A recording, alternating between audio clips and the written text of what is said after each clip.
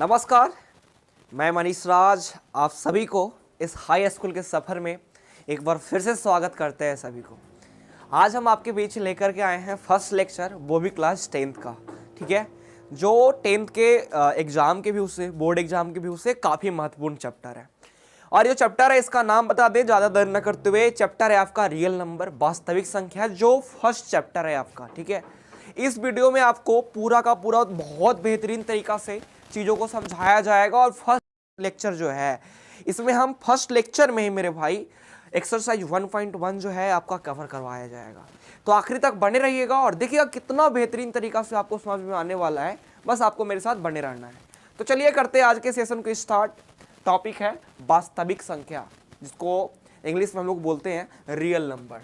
तो आइए बना लेते हैं टॉपिक शानदार सा, वास्तविक, ठीक है, संख्या।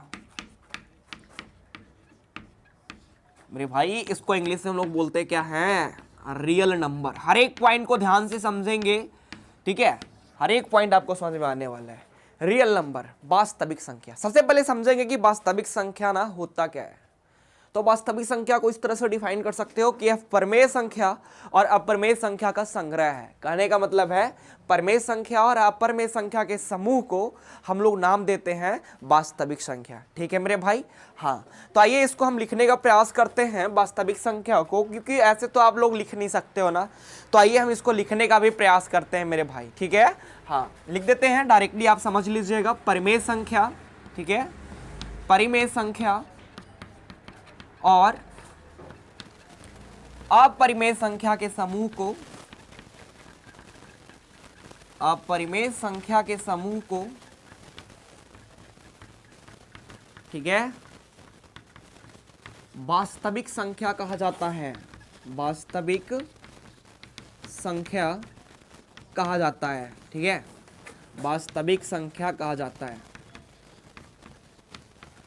ठीक है मेरे भाई, परमेय संख्या और अपरमेय संख्या के समूह को क्या कहते हैं हम लोग, वास्तविक संख्या कहते हैं। अब देखो यहाँ पे चीजें, एक चीज और आ गया जो हम लोग ऑलरेडी पढ़ चुके हैं, क्लास 9th में भी इसको हम लोग पढ़ चुके हैं ना, लेकिन यहाँ भी पढ़ना जरूरी हो जाता है।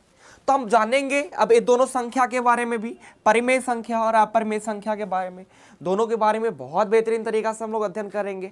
सबसे पहले बातें आता है परिमेय संख्या का।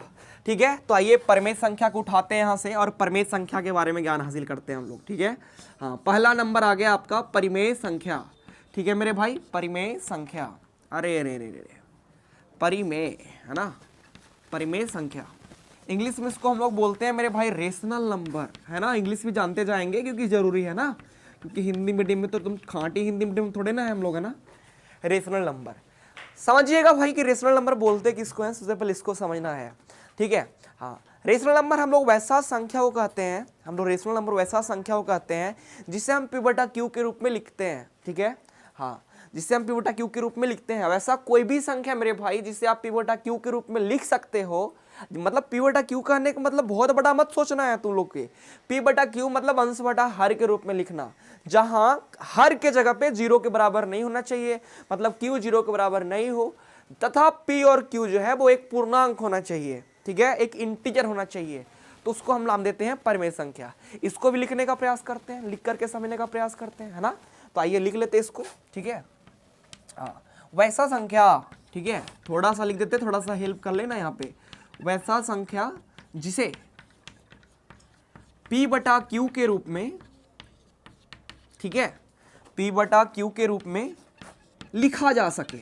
ठीक है, क्या भाई, लिखा जा सके, क्या कहलाता है, परिमेय संख्या कहलाता है, परिमेय संख्या कहलाता है। ठीक है, ए तो लिख लिया यहाँ पे। अब शर्तों को भी लिख लो, जहां q 0 के बराबर नहीं होना चाहिए, q not equal to 0, q 0 के बराबर नहीं होना चाहिए, तथा एक चीज और लिख लो, p और q क्या हो मेरे भाई, पूर्णांक हो। क्या हो, पूर्णांक हो। ठीक है, ये चीजें हो गया, इसको भी हम क्लियर कर लिए परिमेय संख्या को। ठीक है। अब आप लोग सोच रहे होंगे भैया ये p बटा q के रूप में है, तो आप एग्जांपल लेके दिखा दो कि कौन सा परमेय संख्या है, कौन सा अपरमेय संख्या है।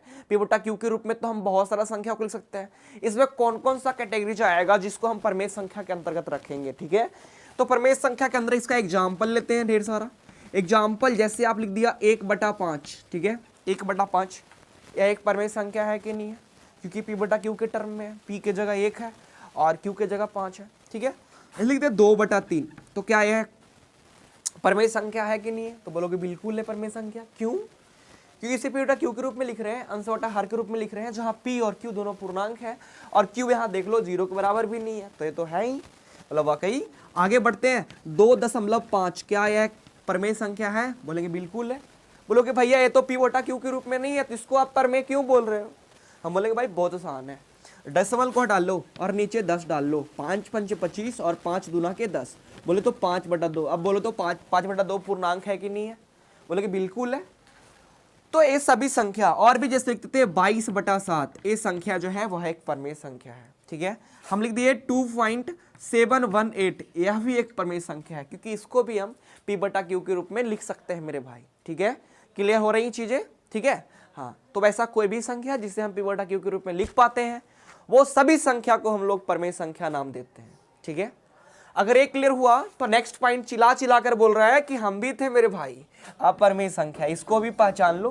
बोले बिल्कुल, आपको भी पहचानते हैं हम, तो चलो इसके बारे में भी जान लेते हैं। परमेय क्लियर हो गया आगे, तो अब हम अपरमेय के बारे में जानते हैं। ठीक है, अपरमेय समझते हैं। ठीक है, चलो सेकेंड नंबर बातें करते हैं। वास्तविक संख्या को समझने के लिए परमेय और अपरमेय को बहुत बेहतरीन तरीका से आपको जान लेना चाहिए। अपरमेय संख्या मेरे भाई, ठीक है, इसको इंग्लिश में बोलते हैं हम लोग इरेशनल नंबर। इरेशनल नंबर चुटकियों में आप समझ लोगे, इरेशनल नंबर किसको बोलते हैं? इरेशनल नंबर मेरे भाई। ठीक है, तो वैसा संख्या मेरे भाई जिसे आप p बटा q के रूप में नहीं लिख सकते हो। वास्तव में संख्या जो होता है वो करनी के रूप में होता है, रूट के रूप में होता है, और उसका पूरा पूरा वैल्यू निकालना भी संभव नहीं हो, तो वैसा संख्या को हम लोग अपरमेय संख्या नाम देते हैं। क्या परिभाषित लिखना चालू करें? थोड़ा सा डिटेल में जितना आप जानते हो उसके बारे में वो लिखने का प्रयास करो। तो सबसे पहले तो ये हम लोग वर्ड लिखेंगे, वैसा संख्या, ठीक है, जिसे p बटा q के रूप में नहीं लिखा जा सके, नहीं लिखा जा सके। ठीक है, जा सके। अगर p बटा q के रूप में नहीं लिखा तो वास्तव में होता कैसा है? आपके मन में प्रश्न उठता होगा कि नहीं उठता होगा? जरूर से उठता होगा कि वास्तव में अगर बताओ p बटा q के रूप में नहीं लिखोगे तो ये संख्या होगा कैसा? तो ये संख्या जो होता है मेरे भाई, हाँ, वास्तव में वैसा संख्या जिसे p बटा q के रूप में नहीं लिखा सके, वास्तव में ये संख्या, वास्तव में ये संख्या, ठीक है, करनी के रूप में होता है। करनी, रूट समझते हो? रूट, स्क्वायर रूट, हाँ, तो करनी के रूप में होता है। करनी के रूप में होता है भैया, उसको हम बोलेंगे? बोले नहीं, तो और बता दो। वास्तव में संख्या करने के रूप में होता ही है, लेकिन इसका पूरा पूरा वैल्यू भी निकालना संभव नहीं है, जिसका पूरा पूरा मान निकालना संभव नहीं है, तो ये भी लिख देते हैं, जिसका पूरा मान निकालना, ठीक है, संभव भी नहीं है भाई, संभव नहीं है।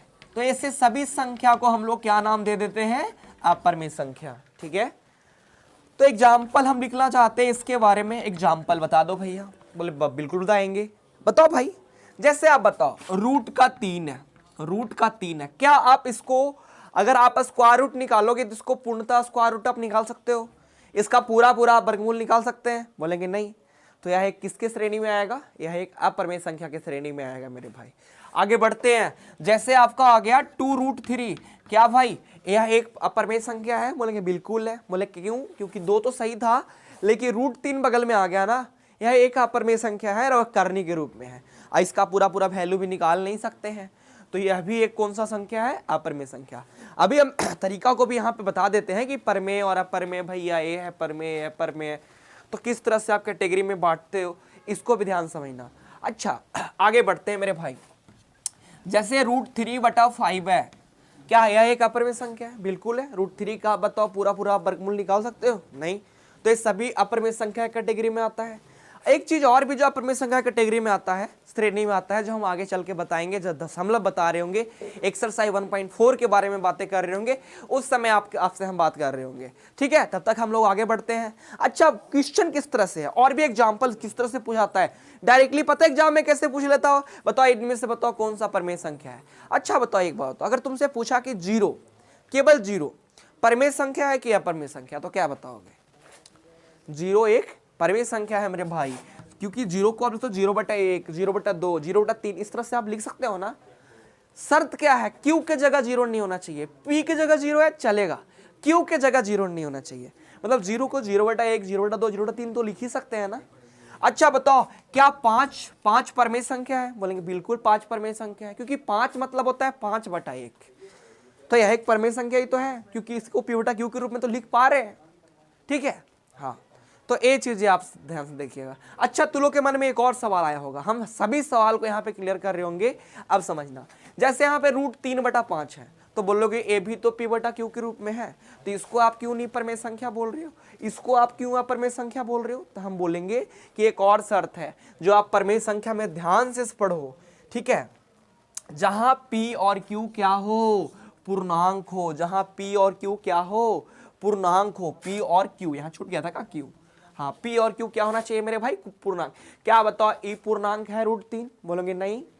5 पूर्णांक है? हाँ, मतलब 5 पूर्णांक है, लेकिन शर्त क्या है? P और Q दोनों पूर्णांक होना चाहिए, एक पूर्णांक से नहीं चलने वाला, दोनों पूर्णांक होना चाहिए। तो कहने का मतलब √3/5 कौन सा संख्या है? एक अपरिमेय संख्या है। चीजें क्लियर हुई? अगर चीजें क्लियर हुआ मेरे भाई, तो आगे हम बढ़ते हैं और भी चीजों के बारे में बातें करते हैं। ठीक है, हाँ, तो चाहते हैं इसको मिटाने का इजाजत और सेशन को आगे बढ़ाते हैं। कुछ प्रॉपर्टीज के बारे में जानते हैं कि परमेय जोड़ अपरमेय क्या होता है, परमेय घटाव अपरमेय क्या होता है, परमेय गुना अपरमेय क्या होता है, परमेय गुना भाग अपरमेय क्या होता है। तो इस सभी चीजों के बारे में जानेंगे। एक लाइन में हम डायरेक्टली अभी बता देंगे, एक लाइन में ही, कि परमेय जोड़ अपरमेय, परमेय घटाव अपरमेय, सभी चीजें क्या होता है। ठीक है, तब तक इसको मिटा देते हैं। चलो अब सेशन को बढ़ाते हैं आगे, चाहते इसको मिटाने का इजाजत। ठीक है, हाँ, इसके लिए हम 1 शॉर्ट वीडियो लाएंगे जिसमें पूरा का पूरा वास्तविक संख्या हम कवर कर पा रहे होंगे। बस सेशन को हो जाने दीजिए खत्म, उसके जस्ट बाद हम आपके बीच आएंगे पुनः एक बार वास्तविक संख्या को लेकर के, जो क्लास होगा A to Z क्लासेज। ठीक है, हाँ, अगर सेशन पसंद आएगा, सेशन को दोस्तों के साथ जरूर शेयर कीजिएगा। ये बस आपके लिए है, हाई स्कूल लेवल के लिए हम आपके बीच पढ़ाने के लिए आ गए हैं। हाई स्कूल, क्योंकि सोच रखे थे काफी दिन से उधर पढ़ा रहे थे, सोचे छोटा बच्चा को भी पढ़ा लें। ठीक है, तो आपके लिए फिर से हम आए हैं। आइए बातें करते हैं कुछ गुण के बारे में।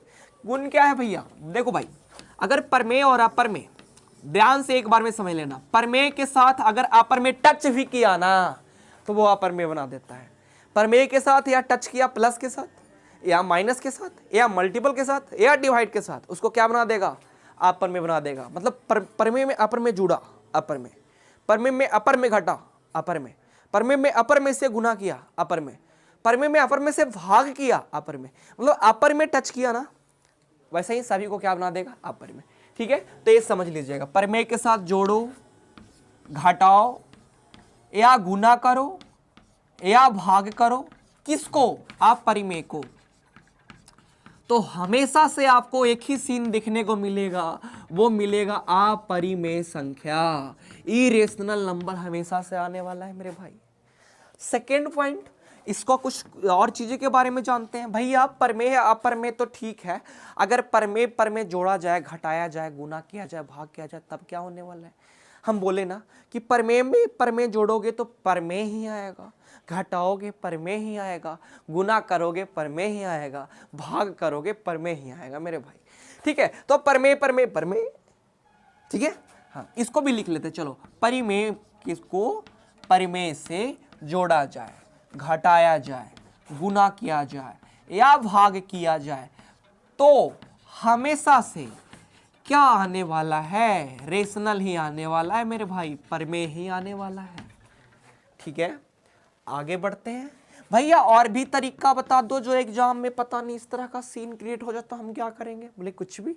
अगर अपर में और अपर में जुड़े घटे गुना हो भाग हो तब क्या करोगे? हम बोले देखना भाई इतना आसान चीज है ना कि अगर आप अपर में जोड़ते हो, घटाते हो, गुना करते हो या भाग करते हो अपर में से ही, ठीक है, तो आपको क्या आएगा एक कंफर्म नहीं है। वो पर में भी हो सकता है, अपर में भी हो सकता है, इस चीज को ध्यान रखिएगा। वो परि में भी हो सकता है, ठीक है, और वो अपर में भी हो सकता है, अपरि में भी हो सकता है। मतलब रेशनल और इरेशनल दोनों में से कुछ भी आ सकता है। तो चीजें क्लियर हुआ? अब क्लियर हुआ ना ये चीजें? बहुत इंपॉर्टेंट रोल है इसका, ठीक है, ये समझना बहुत जरूरी था आपको, ठीक है। तो आगे बढ़ते हैं। एक कुछ महत्वपूर्ण पॉइंट है पर में और अपर में से संबंधित, हर एक पॉइंट को क्लियर कर पा रहे होंगे बहुत बढ़िया से, ठीक है, बहुत बेजोड़ तरीका से हम आपके बीच रख पा रहे होंगे। बस आप सुनने का क्षमता रखिए, समझने का क्षमता रखिए, यूं ही नहीं कि आया पढ़ाया भाग गया एक्सरसाइज 1.1, ऐसा बिल्कुल भी नहीं। आप हर एक पॉइंट के बारे में जानकारी ले रहे होंगे मेरे भाई। आगे बढ़ते हैं। देखो इसमें एक बेहतरीन चीज है, हम ये अलग से बता देते हैं, पाई, ठीक है। पाई को हम समानता अपर में संख्या बोलते हैं, बहुत बार ऑब्जेक्टिव में पूछ रखा होता है, तो हम पूरा डिटेल से जानकारी लेते हैं मेरे भाई, ठीक है। हाँ, तो एकदम आप अभी हटना नहीं है, ध्यान से एकदम नजरे जमाए रखना है।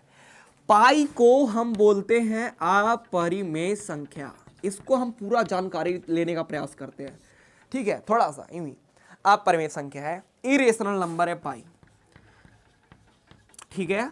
पाई कौन सा नंबर है? इरेशनल नंबर है, अपरिमेय संख्या है। आगे बता दो भाई, हम बताते हैं हर एक पॉइंट के बारे में, आप डरना नहीं। पाई एक अपरिमेय संख्या है। पाई जो वर्ड है वो ग्रीक वर्ड है, ठीक है, ग्रीक वर्ड, ये हिंदी का वर्ड नहीं है। कौन सा? ग्रीक वर्ड है, ग्रीक शब्द है, ठीक है। थोड़ा सा इसके बारे में जानकारी ले तो बेहतर रहेगा ना, ले ही लेते हैं, ठीक है। पाई का जो खोज करता थे वो आर्यभट्ट साहब थे, आर्यभट्ट, अपना बिहार वाला, ठीक है, आर्यभट्ट साहब थे। देखो आर्किमिडीज का ना एक बार ऐसे तो हम वैल्यू लेते हैं 22/7, ठीक है, तो इसका दशमलव निरूपण किया गया। अब रामानुजम साहब ना थोड़ा सा दिमाग खो बैठे और आर्किमिडीज साहब, ठीक है, हाँ, इसका दशमलव निरूपण किए, ठीक है। मतलब पाई का जो दशमलव निरूपण है मेरे भाई, दशमलव निरूपण वो थे जो किए थे, उसका उनका नाम है आर्किमिडीज। इनका दशमलव निरूपण कौन किए थे भाई? आर्किमिडीज, ठीक है, हाँ। और पता है हमारी जो पागल वाला बात बोले थे रामानुजम के बारे में, उनके बारे में बता दे। एक बार रामानुजम साहब हो गए गुस्सा, बोले कि भाई हम तो 22/7 का वैल्यू, पाई का वैल्यू हम पूरा निकालेंगे, और वो गर्म हो गए पूरा। और पता है रामानुजम साहब पहली बार 1 लाख स्थान तक पाई का वैल्यू निकाले, दशमलव के 1 स्थान तक, सोचो, ठीक है। ये अपना इंडिया का ही कोई कर सकता है और किसी को पावर नहीं है। बताओ भाई 1 लाख तक बार कौन भागा दे सकता है? एक पहली बार कौन किए थे? रामानुजम। कितने स्थान तक? 1 लाख स्थान तक, ठीक है। दशमलव निरूपण, ये तो इतिहास ही बन गया मेरे भाई। दशमलव निरूपण, ठीक है, एकदम हिला करके रख दिए। दशमलव निरूपण पाई का, ठीक है, 1 लाख स्थान तक, 1 लाख स्थान तक, ठीक है, स्थान तक। पता है कौन किए? रामानुजम साहब किए, रामानुजम साहब किए, ठीक है। पाई का दशमलव निरूपण 1 लाख, वाह, 100K, वाह, रामानुजम साहब किए, ठीक है। पाई का बहुत सारा वैल्यू लेते हैं हम, सभी वैल्यूज के बारे में बात करेंगे। फिर से पाई का खोज, पाई कौन सा संख्या है? अपरिमेय संख्या।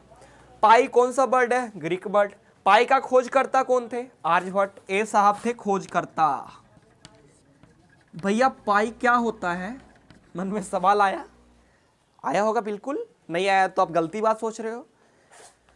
पाई जो है किसी वृत्त के परिधि और व्यास के अनुपात को कहा जाता है। किसी वृत्त के परिधि और उसके व्यास के अनुपात को हम लोग कहते हैं पाई, ठीक है। इससे अब कंफ्यूज मत होना, ठीक है। क्लियर हुआ चीजें? दशमलव निरूपण आर्किमिडीज, दशमलव निरूपण पाई का 1 लाख स्थान तक रामानुजम साहब। पाई का बहुत सारा वैल्यू लेते हैं, जैसे हो गया 22/7। ये 22/7 जो है ना, यह एक परिमेय संख्या है, क्योंकि पाई का ये पूरा पूरा मान नहीं है मेरे भाई, ये पाई का लगभग मान है। कितना? 22/7। तो इसको हम लोग बोलते हैं परिमेय संख्या। 22/7 को कौन संख्या बोलते हैं?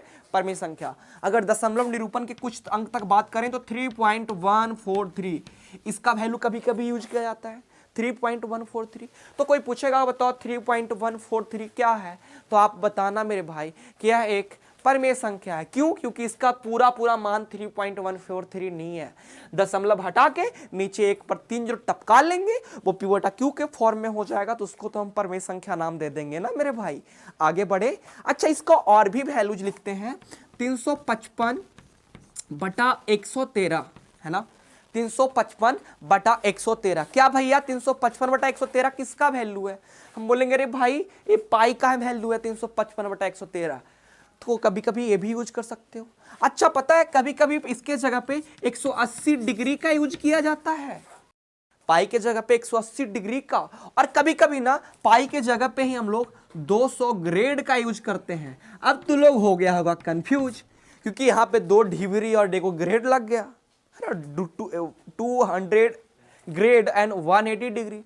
अब इसमें तो कंफ्यूजन हो गया होगा, भैया ये क्या ये तो कभी पढ़ने को। अरे पढ़ना नहीं है लेकिन जान लेना, इसमें क्या दिक्कत है, 11th में जान जाएगा। और नहीं जानेंगे तो थोड़ा सा हम भी हेल्प कर देते, हम आपके बीच हैं क्यों, इसीलिए तो है। 180 डिग्री जो है वो देखो, जैसे कोण के माप के पद्धति 3 होता है।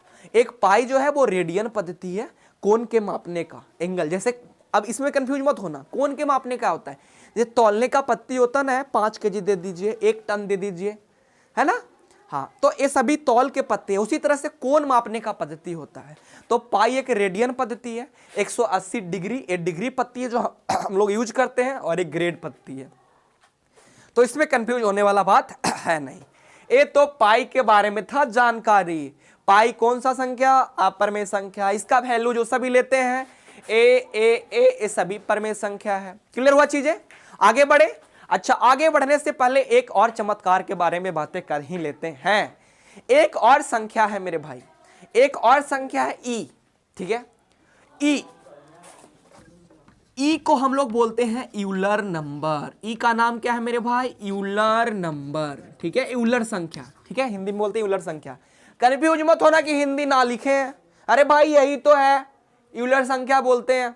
ठीक है, ई का जो खोज करता थे ये लेनार्ड यूलर थे।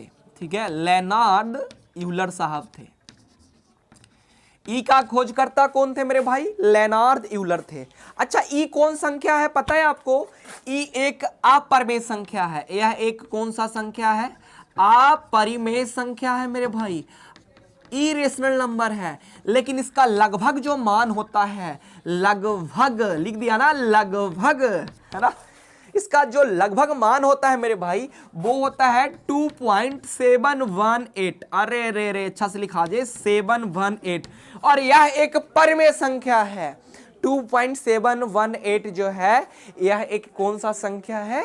परिमेय संख्या। और ई कौन सा संख्या है? अपरिमेय संख्या, इरेशनल नंबर। ठीक है, ये तो ई के बारे में भी जानकारी था, तो इस पॉइंट को भी स्टार लगा दे। केवल ई के बारे में पूछे, अपरिमेय संख्या, इसका वैल्यू 2.718, वो कौन सा संख्या? परिमेय संख्या। तो चीजों को समझ पाए तो चलो सेशन को आगे बढ़ाते हैं। और हम लोग वास्तविक संख्या में ही जो पहले ऑलरेडी पढ़ चुके हैं 9th में भी, उस पॉइंट के बारे में ही बातें करेंगे। और वो जो पॉइंट है जैसे पूर्णांक हो गया, भिन्न हो गया, ये सभी पॉइंट के बारे में हम बात करेंगे। तो चलिए सेशन को बढ़ाते आगे। चाहते इसको मिटाने का इजाजत, एक अनुमान समझ पाए होंगे चीजों को, स्क्रीनशॉट वगैरह जो कुछ लेना चाहते ले सकते हो। हम हो गए साइड और चाहते हैं मिटाने का इजाजत। ठीक है, सेशन को बढ़ाते हैं आगे।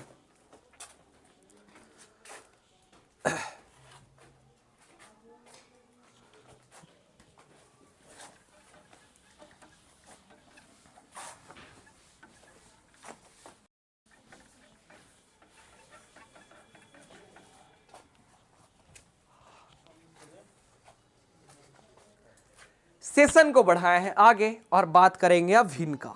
ठीक है, भिन्न को समझने का प्रयास करते हैं हम लोग बहुत बेहतरीन तरीका से। बने रहिए मेरे साथ और सीखने का प्रयास कीजिए वास्तविक संख्या। बहुत बेजोड़ तरीका मिलेगा आपको भाई, एकदम फाड़ के रख देने वाले हो, इसमें कोई बड़ा बात नहीं है। देख लेना, बस आखिरी तक चलो, आप वास्तविक संख्या बहुत बेहतरीन तरीका से जान रहे होंगे, गारंटी। ठीक है, आगे नेक्स्ट पॉइंट है मेरे भाई भिन्न। भिन्न को भी समझने का प्रयास करते, थोड़ा ऊपर ही लिखते तो बेहतर रहेगा। भिन्न, ठीक है, भिन्न क्या है इसको समझते हैं। इसको इंग्लिश से बोलते हैं फ्रैक्शन। अगर एक वर्ड में बोल दिया जाए ना, अगर एक वर्ड में बोल दिया जाए ना, तो फ्रैक्शन जो है वो जिसमें दशमलव हो डायरेक्टली एक वर्ड में, वैसा संख्या जिसमें दशमलव दिखे उसको भिन्न कहेंगे, और जिसमें ना दिखे उसको क्या कहेंगे वो आगे देखिएगा। ठीक है, अभी भिन्न के बारे में। जिसमें वैसा संख्या जिसमें दशमलव हो क्या कहलाता है? भिन्न कहलाता है। लिख देते हैं, वैसा संख्या, ठीक है, जिसमें दशमलव हो, जिसमें दशमलव, ठीक है, हो, एक ही वर्ड में लिख दे, जिसमें दशमलव हो, भिन्न कहलाता है। अभी भिन्न आगे भी पढ़ेंगे जब एक्सरसाइज 1.4 पढ़ रहे होंगे तब, और जब आखिरी में पूरा का एकदम निचोड़ लेके आ रहे होंगे उसमें पूरा का पूरा चीजें एक ही बार में खत्म कर पा रहे होंगे। बस अभी बने रहिए और देखिए, वैसा संख्या जिसमें दशमलव हो। एग्जाम्पल क्या है? इधर लिख दे एग्जाम्पल, ठीक रहेगा। एग्जाम्पल हो गया जैसे 2.1, 2 दशमलव है, 1.3, ये सभी भिन्न है। ठीक है, 2/5 ये भी भिन्न।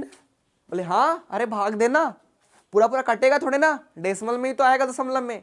तो सभी भिन्न का एग्जाम्पल है। ठीक है, चीजें आगे बढ़े, एक समझ गए होंगे, जिसमें दशमलव दिख जाए उसको क्या नाम दे दोगे? भिन्न दे दोगे। भिन्न के बाद बारी आता है पूर्णांक का।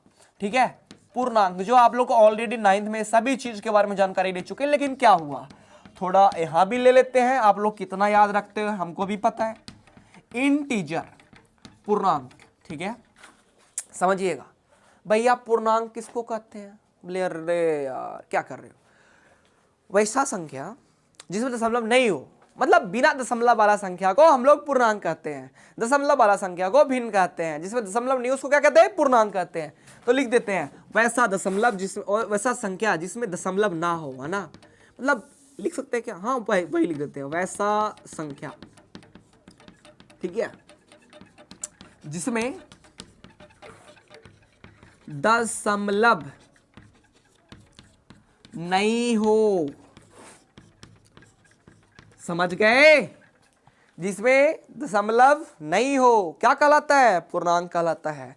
पूर्णांक को ऐसे पूर्णांक को पता है जेड से सूचित करते हैं। क्यों करते हैं पूर्णांक को जेड से सूचित? क्योंकि पूर्णांक को जर्मन भाषा में ज़ेहलीन कहा जाता है, जैकलीन नहीं, ज़ेहलीन। इसीलिए इसको हम जेड से सूचित करते हैं। सुने आप क्यों जेड से सूचित करते हैं? पूर्णांक को जर्मन भाषा में ज़ेहलीन कहा जाता है, इसीलिए इसको जेड से सूचित करते हैं। ठीक है, आप पढ़े होंगे, इधर होता है बीच में 0, इधर 1 2 3 4, और इधर जाता है इनफिनाइट, अनंत तक ना, प्लस का अनंत। और इधर भी -1 -2 -3 चला जाता है कहां तक? माइनस का अनंत तक। ठीक है, तो एक प्लस अनंत होता है, एक माइनस का अनंत। इस तरफ अनंत तक प्लस में बढ़ते चले जाओ, इस तरफ अनंत तक माइनस में बढ़ते चलते जाओ। तो देखो जीरो जो है कैटेगरी बाई बांटता है। जीरो कैसे बांटता है कि इस तरफ के टोटल बिना दशमलव वाला संख्या को धनात्मक पूर्णांक कहते हैं, जिसको हम लोग जेड प्लस से सूचित करते हैं। और जीरो के बाएं साइड वाला जो टोटल डिजिट है जो बिना दशमलव के है, उसको हम लोग बोलते हैं ऋणात्मक पूर्णांक, और उसको सूचित करते हैं जेड माइनस से। एक चीज याद रखिएगा, जेड माइनस बोले तो निगेटिव इंटीजर, ऋणात्मक पूर्णांक। ठीक है मेरे भाई, समझना। और इसको क्या बोलते हैं? Positive integer. हिंदी में क्या बोलते हैं इसको? धनात्मक पूर्णांक। क्या बोलते हैं? धनात्मक पूर्णांक। ठीक है, चीज को समझे आप तो आगे बढ़ जाएं। और जीरो क्या भैया, समझ में नहीं? अच्छा, एक चीज होता है ना, एक होता है लेडीज, एक होता है जेंट्स, एक होता है बीच वाला। समझे? बीच वाला मतलब समझ लेना।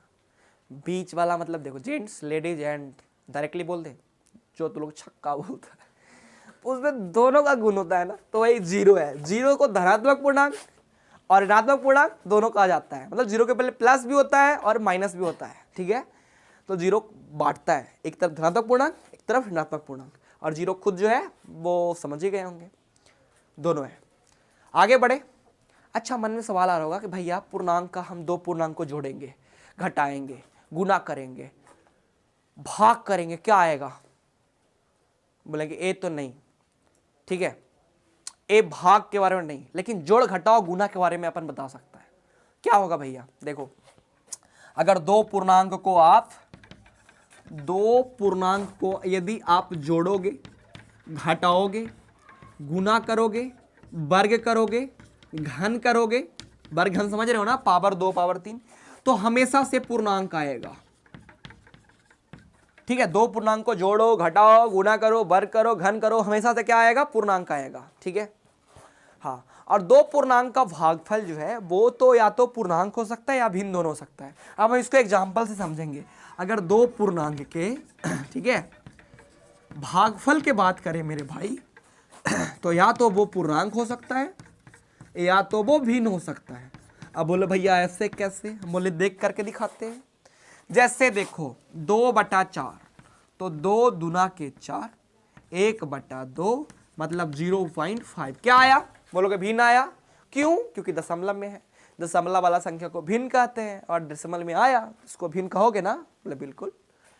तो भैया पूर्णांक कब आया? बोले देख, चेंज कर, 4/2, 2 दूना के 4, देखो 2 क्या है?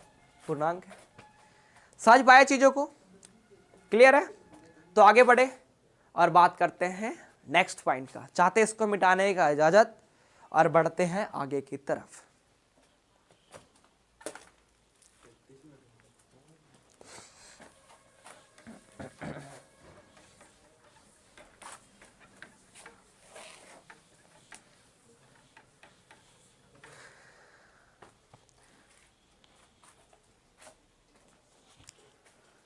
चलते रहोगे पथ पर, चलने में माहिर बन जाओगे, या तो मंजिल मिल जाएगी या तो अच्छा मुसाफिर बन जाओगे। तो चलने से कभी डरना नहीं है। ठीक है, आप हमेशा फोकस कीजिएगा हमारे बात पे कि आप हमेशा सतर्क रहिएगा छोटा छोटा चीज़ों से। हम हमेशा आपको बताते रहते हैं छोटा चीज़ से सतर्क रहने का मतलब क्या है। जब आप बताओ रास्ता पे चलते हो तो आपको ठोकर जो है छोटा चीज़ों से लगता है। ठीक है, कभी आपको ठोकर पहाड़ से लगा है? नहीं ना। आपको ठोकर किससे लगता है? पत्थर से। पत्थर बड़ा कि पहाड़ बड़ा? तो आप बोलोगे बड़ा तो है पहाड़, लेकिन चोट किससे लगता है? पत्थर से। तो बड़ा चीज को आप देख लोगे दूर से ही, छोटा चीज को ही ध्यान में देकर के हम लोग को आगे बढ़ना है। ठीक है, आइए बढ़ाते हैं सेशन को आगे और बात करते हैं कुछ और संख्या के बारे में जो जान लेना बहुत जरूरी है। हम सभी दोनों जानेंगे, ऐसे 9th में जाने फिर भी जानेंगे, जानने में क्या है। ठीक है, वो सभी संख्या जो हमारे लिए इंपॉर्टेंट रोल है। ठीक है, हाँ, वो क्या है? सबसे पहले अच्छा एक बात हो, पूर्णांक का वर्गमूल निकालोगे तो क्या है? अच्छा बताओ, कभी ऋणात्मक पूर्णांक का वर्गमूल निकाले हो? नहीं, ऋणात्मक पूर्णांक का कभी वर्गमूल नहीं निकलता है। ठीक है, हमेशा जब भी आप वर्गमूल निकालोगे ना, स्क्वायर रूट निकालोगे ना, तो हमेशा धनात्मक मतलब जेकर पहले प्लस रहेगा उसी का आप वर्गमूल निकालते हो। कभी माइनस रहे उसका आप वर्गमूल नहीं निकालते हो। तो ये बात आप याद रखना। ठीक है, ये बताने के लिए हम भूल गए थे, तो चलो बता देते। आगे बढ़े, संख्या के बारे में बताते हैं। संख्या जो आपको रियल जिंदगी में आप लोग ऑलरेडी पढ़ चुके हैं, प्राकृत संख्या, सम संख्या, विषम संख्या जान लेना बहुत जरूरी है। ठीक है, तो आइए पढ़ते हैं। सबसे पहले बारी आता है प्राकृत संख्या का। हम इसके बारे में तो लिखवाएंगे नहीं, क्योंकि लिखवाया तो हम तो गद्दा हो गए ना भाई। इतना छोटा छोटा बात क्यों कौन लिखाता है भाई? नेचुरल नंबर, एक शॉर्टकट में हम लोग बढ़ेंगे इससे। नेचुरल नंबर किसको बोलते हैं? नेचुरल नंबर प्राकृतिक संख्या, जिसको हम लोग n से समान सूचित करते हैं क्या? नहीं, नेचुरल नंबर बोलते हैं सबसे पहले किसको है? गिनती की संख्या को। काउंटिंग नंबर, काउंटिंग कहाँ से स्टार्ट करते हो पता तुमको? काउंटिंग स्टार्ट होता है 1 से ना। अच्छा, ऐसे तो हम बचपन में गिनते थे 100 से 99 98 97। चल वो काउंटिंग नहीं हुआ, वो तो उल्टी गिनती हुआ ना मेरे भाई। पता मैं एक से पूछे, बताओ गिनती कहाँ से स्टार्ट करते हो? बोले 100 से। नहीं बोला ऐसे कि हम 2 तरह से गिनती स्टार्ट करते हैं, मन किया तो 1 से और नहीं मन किया तो 100 से। बोले अरे ये क्या है? तो नहीं ना, हम ऐसा ही स्टार्ट करते हैं। तो लेकिन ऐसा बात है नहीं, गिनती हम लोग स्टार्ट कहाँ से करते हैं? 1 से। लेकिन 0 से कोई क्वेश्चन 0 1 2 3 4 5 नहीं भाई, गिनती स्टार्ट। अच्छा बताओ, तुमको अगर गिनने के लिए बोल दें, सपोज मान लो कि बोले चल गिन के दिखा कितना डंडा, 1 2 3 4 5। बोले कितना डंडा है? तो बोलोगे 0 1 ऐसे, एक तमाचा मारेगा। एक से ना गिनती कहां से स्टार्ट होता है? एक से। 1 2 3 4 5। 0 कभी गिने हो का? नहीं, ठीक है। तो गिनती कहां से स्टार्ट होता है? एक से। तो गिनती की संख्या को हम लोग क्या बोलते हैं? प्राकृत संख्या, ठीक है। हाँ, जैसे एक लिख देते एग्जाम्पल, 1 2 3 4 5 6 डॉट डॉट डॉट, ठीक है। इसको सूचित किससे करते हैं? एन से। N for natural number. आगे बढ़े, ठीक है। सेकेंड हम लोग बात करेंगे पूर्ण संख्या का। पूर्ण संख्या, ठीक है। इंग्लिश में इसको हम लोग बोलते हैं होल नंबर, ठीक है। सुन लेना, उसके बाद खुद से लिख लेना। अगर आप नोट बनाना चाहते हो तो आप मेरे साथ नोट भी बना सकते हो। आप जैसे क्लास में पढ़ते हैं ना, वैसा ही हमारे साथ यहाँ पे भी आप पढ़ सकते हो। पूर्ण संख्या, पूर्ण संख्या किसको कहते हैं? गिनती की संख्या में, काउंटिंग नंबर में 0 को मिला लो तो वो पूर्ण संख्या बन जाएगा। मतलब काउंटिंग अगर तुम सही में जो बचपन में करता था ना भैया हम 0 से स्टार्ट करेंगे, 0 से स्टार्ट करेंगे, तो अगर तुम गिनती 0 से स्टार्ट कर दिया ना तो उसको हम लोग नाम दे देंगे पूर्ण संख्या, ठीक है। तो परिभाषित किस तरह से करोगे इसको समझना जरूरी है। गिनती की संख्या में 0 को मिला देने पे पूर्ण संख्या बन जाता है। क्लियर है चीजें? तो 0 1 2 3 4 5 6 डॉट डॉट डॉट, इसको सूचित करते हैं W से। W for whole number. Hindi में क्या बोलते हैं? पूर्ण संख्या। समझ में आइल बा भाई? अच्छा, तुमसे क्वेश्चन कैसे पूछ सकता है कोई अनपढ़ आदमी हमारे जैसा? पता है कैसे पूछ सकता है कि बताओ सभी पूर्ण संख्या प्राकृत संख्या होती है? बोलोगे होती है तो 2 तमाचा मारेगा। बोले क्यों? देख भाई, 0 को क्या प्राकृत संख्या तुम बोलोगे? नहीं ना। काउंटिंग कहां से स्टार्ट होता है? 1 से। तो प्रत्येक पूर्ण संख्या को हम प्राकृत संख्या नहीं कह सकते हैं, लेकिन प्रत्येक प्राकृत संख्या को तो हम पूर्ण संख्या कह सकते हैं। बोलो ऐसे कैसे? हम बोले देख 1 2 3 4 5 इसमें भी स्टार्ट है कि नहीं है? तो 0 एक एडवांस है, 0 एक ज्यादा है। किसमें? पूर्ण संख्या में, ठीक है। तो यही फर्क है। प्रत्येक पूर्ण संख्या को प्राकृत संख्या नहीं कह सकते हैं, लेकिन प्रत्येक प्राकृत संख्या को हम पूर्ण संख्या कह सकते हैं। चीजें समझ में आया? आगे बढ़े। अच्छा, आगे ये बच्चा वाला हम लोग, पता है बचपन में हम क्या, आप सभी सम संख्या कुछ याद रहे या नहीं रहे, सम संख्या तो याद रखना जन्मसिद्ध अधिकार है। इसे आप लोग याद करके रहते हो। कुछ भी पूछे बताओ पूर्ण संख्या किसको कहते हैं? वैसे संख्या जो दूसरे काट जाए उसको हम सम संख्या कहते हैं, है ना। ये तो पक्का याद रहता है। कोई भी संख्या पूछ दे जिसे प्राकृत संख्या किसको कहते हैं तो हमको याद नहीं है। वैसा संख्या जो दूसरे काट जाए प्राकृत संख्या कहते हैं, है ना। विषम संख्या तो वही हम लोग के मन में ख्याल आता था, क्योंकि एक ही चीज याद हुआ था हम लोग के ना, वो है सम संख्या। जो 2 से कटेगा, मास्टर से सिखाता था ना पहले कि जो 2 से कटेगा उसको सम बोलना, ना कटेगा उसको विषम बोलना। आप कुछ भी पूछ दे, कोई भी संख्या, हम लोग यही बोलते थे 2 से कटेगा तो उसको ये संख्या कहेंगे, ठीक है। लेकिन वैसा नहीं है। ये सम संख्या अलग सीन है ना इसका। सम संख्या है ना जो 2 से विभाज्य, प्रत्येक नंबर को अगर जो भी नंबर 2 से विभाज्य है ना, जो 2 से विभाज्य हो मतलब 2 से भाग जिसमें लग जाए, ठीक है, जो 2 से विभाज्य हो, वो सभी संख्या को हम सम संख्या नाम देंगे, ठीक है। जैसे एग्जाम्पल तो आप खुद बना सकते हो, 2 4 6 8 dot dot dot dot dot, ठीक है। इसको हम ई से सूचित करते हैं, E for even number. Clear है चीजें? कितना आसान है सम संख्या। आगे बढ़ते हैं, फोर्थ बातें करते हैं विषम संख्या का। विषम संख्या इंग्लिश में इसको पता क्या बोलते हैं? Odd number. ऑड नंबर, ठीक है। ऑड नंबर क्या है भैया? जो 2 से विभाज्य नहीं हो। वैसा संख्या जो 2 से विभाज्य नहीं हो, जो 2 से पूरा, जिसमें भाग नहीं लग पूरा पूरा, 2 से विभाज्य नहीं हो। पूरा पूरा हम बोल रहे हैं। अब बोल लग भैया आप लिखे नहीं हो। अरे यार समझ सकते हो ना आप, ये तो बचपन से पढ़ते आ रहे हो, तो फिर आप क्यों बता रहे हैं? अरे यूं ही प्रैक्टिस के लिए, ठीक है। हाँ, 2 से विभाज्य नहीं हो तो कौन नहीं होता है? 1 नहीं होता है, 3 नहीं होता है, 5 नहीं होता है, 7 नहीं होता है, 9 नहीं होता है, 11 डॉट डॉट डॉट, ठीक है। तो ये सभी जो है वो कौन सा संख्या है? विषम संख्या। सूचित किससे करेंगे? ओ से, odd number. O for odd number, ठीक है। आगे बढ़े। पता है अब ये दोनों पढ़ लेना तो एक चीज और जान लेते हैं जो हमको फर्स्ट चैप्टर में यूज है, तो उसको हम क्यों भूले? याद करना तो जरूरी है ना मेरे भाई। तो आइए उसको पढ़ने का प्रयास करते हैं। पहला चीज आप ध्यान समझना, पहला चीज क्या है मेरे भैया? तो पहला चीज है कि सम में अगर 1 जोड़ दोगे तो वो विषम हो जाता है, ठीक है। कि भैया एक बात बोल लो ना, एक विषम है ना, तो बोले हाँ जी, तो सम में विषम जोड़ेंगे तो विषम आ जाएगा। बोले ये भी सही बोला कि ऑड में इवन जोड़ोगे तो हमेशा से ऑड आएगा, विषम आएगा। ये चीज क्लियर रहना, ठीक है। और सेकेंड चीज, अगर विषम में विषम जोड़ोगे तो सम आ जाता है, विषम में विषम जोड़ोगे तो सम आ जाता है, विषम प्लस विषम तो क्या आता है, सम। एग्जाम्पल लेके दिखा दो भैया, हमको हो नहीं रहा है विश्वास। तो ठीक है, एक कौन संख्या है, विषम। 7 कौन संख्या है, विषम। क्या जोड़ने पे सम आया कि नहीं आया, 8। 3 कौन संख्या है, विषम। 5 कौन संख्या है, विषम। जोड़ो क्या आ गया, 8 कौन संख्या है, सम संख्या। भैया सम में एक जोड़ेंगे भी सम आएगा, बोले बिल्कुल आएगा। 2 + 1, 2 कौन संख्या था, सम। एक जोड़ दिए, 3 कौन संख्या हो गया, विषम। सम प्लस विषम भैया विषम होता है, बोले बिल्कुल होता है। कैसे पता किया, अरे एक एग्जांपल ले लो, सम ले लेते हैं, चलो 14 ले लिए, विषम ले लिए, चलो हम ले लिए 13, जोड़ दो कितना आ गया, 27। क्या 27 कौन सा संख्या है मेरे भाई, तो बोलोगे विषम। तो चीजें क्लियर हुआ, आगे बढ़े और नेक्स्ट पॉइंट के बारे में बातें करें। क्या मेरा बोर्ड फुल हो गया क्या, नहीं, अभी कुछ और भी बाकी है, हम और भी काम चला सकते हैं, अभी बहुत सारा स्पेस है, हम भी कहाँ फुल हुआ है। पांचवा हम बात करेंगे अभाज्य संख्या का।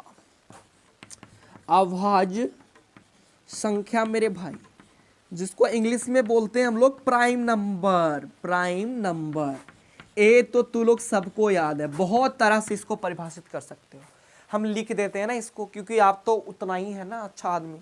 हाँ, तो वैसा संख्या, ठीक है, जिसका 2 गुणनखंड हो, जिसका 2 गुणनखंड हो। भैया 2 गुणनखंड कहने का तात्पर्य एक होगा, एक खुद होगा, तो उसको हम नाम दे रहे हैं 2 गुणनखंड, ठीक है। तो वो सभी संख्या को हम लोग अभाज्य संख्या के कैटेगरी में रखेंगे, जिसका कितना फैक्टर हो, 2 फैक्टर हो, जिसका कितना गुणनखंड हो, 2 गुणनखंड हो। क्या नाम दोगे, अभाज्य संख्या। वैसा संख्या जिसका 2 गुणनखंड हो मेरे भाई, क्लियर है।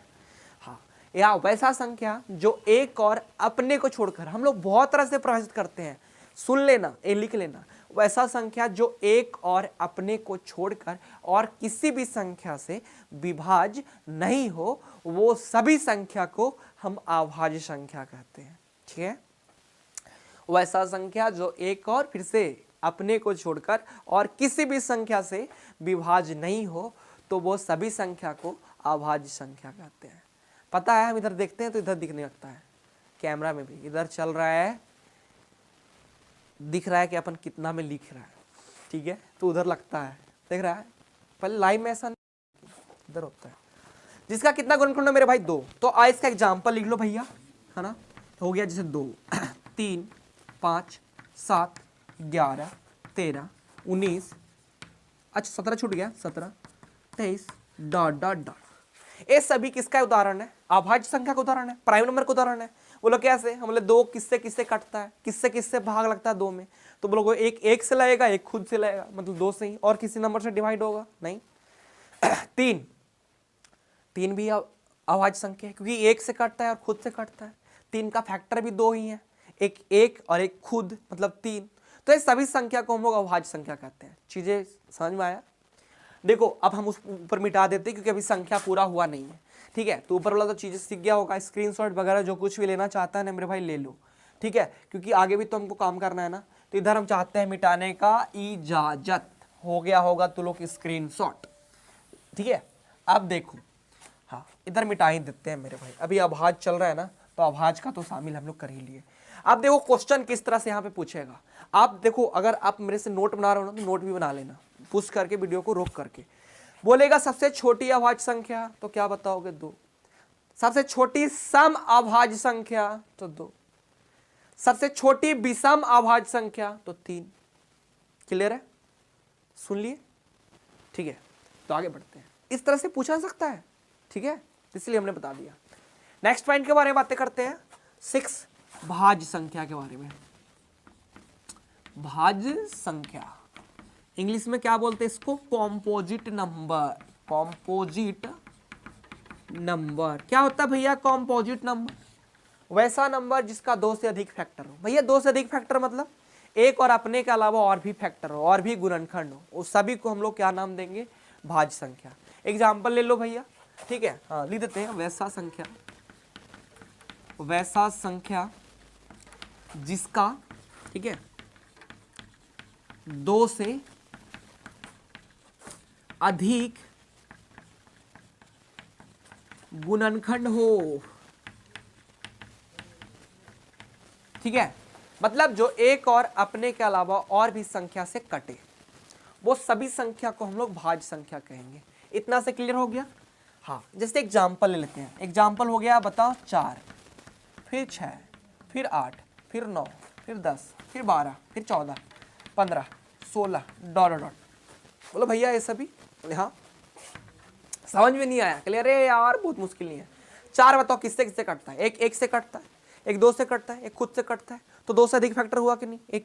एक खुद, उसके अलावा एक और, तो ये संख्या जो है वो भाज्य संख्या है। 6 कौन सा संख्या है? भाज्य संख्या है, क्योंकि किससे कटता है? 1 से, 2 से, 3 से, खुद से, तो हुआ ना 2 से अधिक फैक्टर, तो इसको हम भाज्य संख्या बोलेंगे। ठीक है, क्लियर है चीजें? अब क्वेश्चन कैसे पूछा जा सकता है एग्जाम में? नहीं, कोई आदमी पूछ सकता है, आप जानते हो कि तो ये पूछ सकता है। तो सबसे छोटी जो भाज्य संख्या है वो 4 है।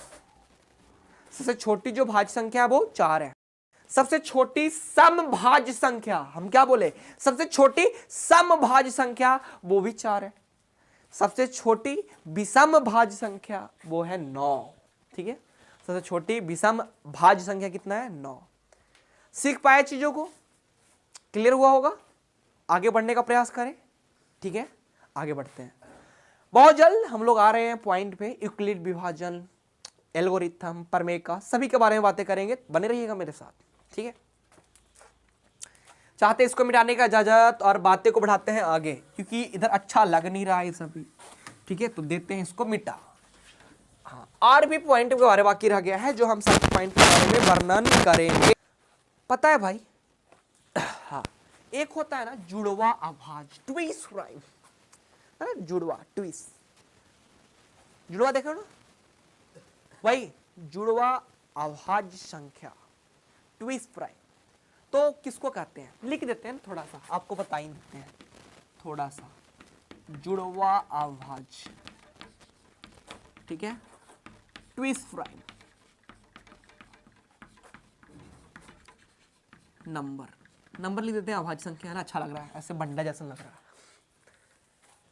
ट्विस प्राइम नंबर, तो वैसा दो अभाज्य संख्या जिसके बीच का अंतर 2 हो, उसको हम बोलते हैं जुड़वा अभाज्य संख्या। एग्जाम्पल ले लें, समझ गए होंगे? वैसा दो अभाज्य संख्या जिसका बीच के अंतर कितना हो? 2 हो। ठीक है, जैसे एग्जाम्पल देख, 5 और 7 है ना, 2 का अंतर, और दोनों अभाज्य संख्या है ना, तो ये जो है जुड़वा अभाज्य संख्या। और ले ले, और कितना ले? 11 13 है ना, 11 13 जुड़वा अभाज्य है कि नहीं है? 17 19 ये जुड़वा अभाज्य है कि नहीं है ना? और अंतर देखो 2 का है, तो ये सभी जो है वो जुड़वा अभाज्य है, ट्विस प्राइम नंबर है, ट्वाइस है। ट्विन होता है ना, ट्विन, जुड़वा, जो हम लोग यूज करते हैं घर के लैंग्वेज में भी, तो वही है जुड़वा अभाज्य संख्या, जिसका जो 2 वैसा अभाज्य संख्या जिसके बीच का अंतर कितना होना चाहिए? 2 होना चाहिए। तो उसको और भी ETC और भी आगे जाओगे तो मिलते रहेगा, इसमें कोई दो रहने, 29 31 बहुत सारा नंबर मिलेगा। ठीक है, तो इतना ही छोड़ देते हैं, आप समझ पाए होंगे चीजों को। याद किए, वैसा 2 अभाज्य संख्या जिसके बीच का अंतर कितना हो? 2 हो। ठीक है, उसको क्या नाम देंगे हम लोग? जुड़वा अभाज्य संख्या। ठीक है, अच्छा एक चीज में सबको दिक्कत होता है जुड़वा अभाज्य और सह अभाज्य में, ये पता है बहुत इश्यू है, हम देखे हैं। ठीक है, हाँ, तो बताओ, सही है। हाँ, नेक्स्ट पॉइंट है सह अभाज्य। सह अभाज्य पता है हमको, बचपन में बहुत दिक्कत था इससे। सह अभाज्य संख्या, इंग्लिश में बोलते हैं इसको को प्राइम नंबर। को प्राइम नंबर, सह अभाज्य संख्या किससे कहते हैं भैया? को प्राइम नंबर। दोनों में डिफरेंट आज क्लियर भी कर दो हमको। हम बोले ना कि पता है जुड़ो सह अभाज्य संख्या किसको कहते हैं? वैसा 2 गिनती की संख्या जिसका HCF 1 हो, जिसका मसा 1 हो, जिसका महत्तम समावर्तक 1 हो, उसको हम लोग बोलते हैं सह अभाज्य। तो हम इसके लिए एक स्पेशल सा स्क्रीन ले लिए, समझे, मिटा करके, और इसको आपको डिटेल में बताने का प्रयास किए। समझ पाएंगे चीजों को, इसमें कोई बड़ा बात नहीं है। वैसा 2 प्राकृत संख्या, जैसे एग्जाम्पल जिसका HCF 1 हो, 3 4 5 6, 2 ले लो यार, ये सभी है ना भाई, 7 8 9 10, ये सभी का HCF निकालोगे आप देखोगे एक ही आएगा। तो इसमें जरूरी नहीं है कि अभाज्य संख्या होना चाहिए, दो गिनती की संख्या जिसका HCF एक हो क्या कहलाता है, सह अभाज्य संख्या। ठीक है, दो अभाज्य संख्या जिसके बीच का अंतर 2 हो, जुड़वा अभाज्य। क्लियर हुआ, दोनों में कभी नहीं भूल पाओगे, गारंटी है, बस इतना याद रखो। जुड़वा मतलब दूठ हो चाहिए और दोनों अभाज्य चाहिए, जो जिसका फैक्टर दूठ हो। बड़े सीख पाए चीजों को, तो सीख पाए। तो अब बारी आ गया है चैप्टर में प्रवेश करने का, द्वार पे खड़े हुए हम लोग। पीछे का बेसिक कॉन्सेप्ट हो गया है क्लियर। अब हम लोग आ गए हैं गेट पे, खटखटाएंगे और दिखेगा हम लोग को इसको मिटाने के बाद यूक्लिड विभाजन प्रमेय का। आइए बात करते हैं भाई, उसको आगे बढ़ाते हैं। थोड़ा सा हमने ले लिया था टेक, क्योंकि एक वीडियो पिछला दिन शूट किया था, आज दूसरा वीडियो यहाँ पे से शूट कर रहे हैं, जहाँ पे पॉइंट है यूक्लिड विभाजन प्रमेय का, यूक्लिड डिवीजन लीमा। हम इस पॉइंट के बारे में बातें करते हैं। देखो इशू कहाँ पे है उसको हम समझाना चाहते हैं। एल्गोरिथम और प्रमेयिका में इशू है, लड़कन पहचान नहीं पाता है कि एल्गोरिथम क्या है और यहाँ पे प्रमेयिका क्या है, लीमा क्या है। हम इस पॉइंट को आज क्लियर करना चाहेंगे, आप बहुत आसानी से इस दोनों पॉइंट को समझ पाइएगा। इसके जस्ट बाद हम लोग चैप्टर में इन करेंगे एक्सरसाइज 1.1 और टोटल क्वेश्चन फटाफट से सॉल्व कर रहे होंगे। बस इस पे आइए, बनिए यूक्लिड विभाजन प्रमेयिका के साथ। ठीक है, क्या है यूक्लिड विभाजन प्रमेयिका? ठीक है, यूक्लिड साहब बताए थे, एक नियम दिए थे भाग से संबंधित। ठीक है, एक प्रमेय दिए थे जिसके अनुसार आप सभी जानते हैं, 6th क्लास से ही पढ़ते आ रहे हैं, भाज बराबर भाजक गुना भागफल प्लस शेषफल, ये ऑलरेडी पढ़ते आ चुके हैं। तो यही एक नियम दिए थे जो है विभाजन से संबंधित।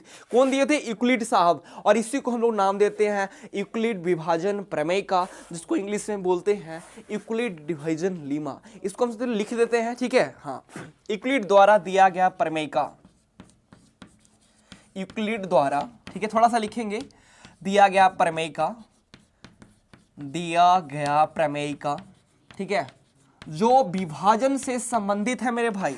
जो किससे संबंधित है? जो विभाजन से, ठीक है, जो विभाजन से संबंधित है। ठीक है, जो विभाजन से संबंधित है, यूक्लिड विभाजन प्रमेय का यही है। ठीक है, हाँ, यही है यूक्लिड विभाजन प्रमेय। बस इतना से आप समझ सकते हैं कि किससे संबंधित है। प्रमेय जो है विभाजन से संबंधित है, भाग से संबंधित है। ठीक है, जिसको हम नाम देते हैं यूक्लिड विभाजन प्रमेय का। ठीक है, हाँ, इसका सबसे पहले जो वर्णन मिला था यूक्लिड द्वारा, जो लिखित किताब है, यूक्लिड द्वारा जो लिखित किताब, इसका वर्णन, बुक है ना, द एलिमेंट्स 7। ठीक है, द एलिमेंट्स, ठीक है मेरे भाई, 7 में इसका वर्णन मिला था। ए बुक लिखे थे, उसी में इसका वर्णन मिला था यूक्लिड विभाजन प्रमेय का। बुक का क्या नाम था? The elements 7। थोड़ा सा जान लेते हैं, जानने में क्या दिक्कत है। अब आपके मन में एकदम सवाल उठ रहा होगा कि जो भाग से संबंधित नियम था, जो विभाजन से संबंधित नियम था, वो क्या था? ठीक है, तो विभाजन से संबंधित जो नियम था, हम उस पॉइंट के बारे में चर्चा करेंगे। वो पॉइंट है भाज इक्वस टू। ध्यान से समझना, ये बहुत बेहतरीन पॉइंट है आपका, यही तो दिए थे, भाज इक्वस टू, भाज बराबर भाजक गुना, ठीक है, भागफल और प्लस शेषफल। यही था मेरे भाई, भाज बराबर भाजक गुना भागफल प्लस शेषफल। और एक शर्त भी देके गए थे। अच्छा, एक बात तो आपको यहाँ पे कमी रह जाता है ना, वो कमी क्या है कि इसका इंग्लिश भी जानने के आप मूड में रहते हैं, जो हम फिर से बताना चाहते हैं। इसको इंग्लिश से बोलते हैं डिविडेंड।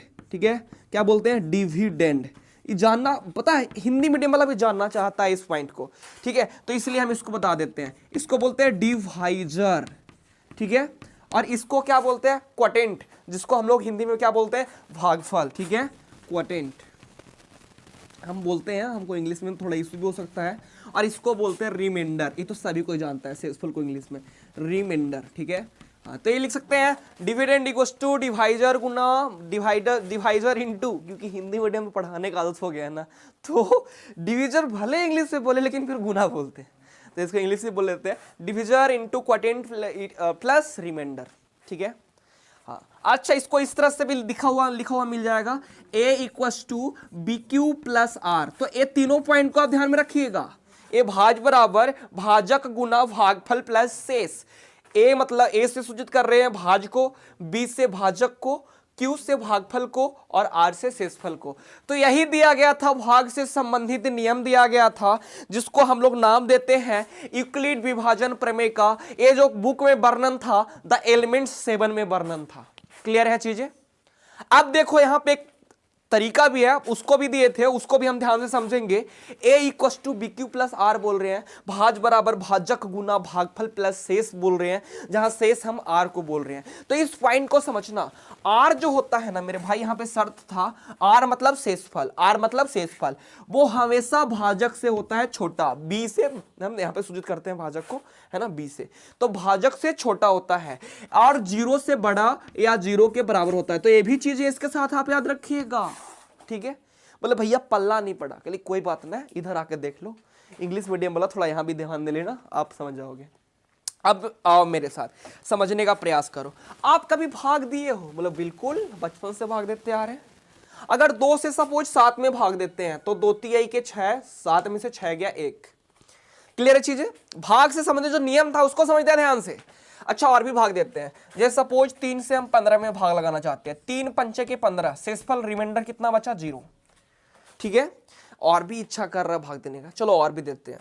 सपोज 5 से दे रहे हैं 27 में, ठीक है, 5 पंचे 25, 27 में से 25 गया 2। ठीक है, अब समझो ध्यान से, एक चीज इस भाग देने में आप गौर कर रहे हो कि यहां पे भाग दिए 3 बार में लगा, रिमाइंडर बना 1, शेषफल बचा 1। इसको बोलते हैं मेरे भाई, जिससे भाग दिया जाता है उसको हम लोग बोलते हैं भाजक। क्या बोलते हैं? भाजक। भाजक, जिसको अगर हम ऐसे सिंपल भाषा में थोड़े, भाजक, भाग कर, भाजक। ठीक है, हाँ, तो जिससे भाग दिया जाता है ना उसको भाजक बोलते हैं, और इंग्लिश में उसको डिविजर, इंग्लिश में समझ में आता है ना, डिविजर, जिससे भाग दिया जा रहा है, भाजक, भाग कर, भाजक। क्लियर है? हाँ, ए तो आपको पता है, जो फल मिला इसको बोलते हैं भागफल, इंग्लिश से बोलते हैं क्वोटेंट, और ये शेषफल, ये तो सभी को पता है ना, रिमाइंडर, शेष बचा जो, उसको बोलते हैं शेषफल। ठीक है, और ए क्या है? भाज। इंग्लिश में क्या बोलते हैं बताओ तो? इंग्लिश में क्या बोलते हैं? डिविडेंड। ए है आपका डिविडेंड, ए है आपका डिवाइजर, ए है आपका क्वोटेंट, ए है आपका रिमाइंडर, शेषफल। अब देखो यहां पे भाजक कितना था? 2 था, जिससे भाग किया जाता है उसको भाजक कहा जाता है। बचा है कितना? 1। यहां पे कितना है शेषफल? 0। यहां पे कितना है? 2। एक बात गौर किए, शेषफल या तो 0 या 0 से बड़ा। अच्छा कभी भाग दिए हो, शेषफल कभी माइनस में आया है? नहीं, माइनस में कभी शेषफल आता ही नहीं है ना, भाग देने के टर्म में हमेशा प्लस में आता है ना मेरे भाई, ये हम सभी जानते हैं, तो हमेशा प्लस में आता है। तो 0 से बड़ा या 0 के बराबर, 0 से बड़ा या 0 के बराबर, और इससे हमेशा ये छोटा होता है, मतलब भाजक से हमेशा शेषफल छोटा होता है। देखो यहाँ 2 है, यहाँ 1 है, छोटा है ना, तभी तो भाग देने के लिए छोड़ा। यहाँ देखो 0 3 से छोटा है कि नहीं है, यहाँ 2 5 से छोटा है कि नहीं है। तो एक बात यहाँ से क्लियर हो गया होगा कि हमेशा भाग में एक चीज मिलता है कि जो शेषफल होता है वो तो 0 से बड़ा होता है या 0 के बराबर होता है, 0 से बड़ा होता है या 0 के बराबर होता है ना। और भाजक से मतलब b से हमेशा क्या होता है? छोटा होता है। भाजक से हमेशा क्या होता है? छोटा होता है। ये चीजें क्लियर हुआ? क्लियर हुआ? यूक्लिड विभाजन प्रमेय का, यूक्लिड डिवीजन लेमा क्या है?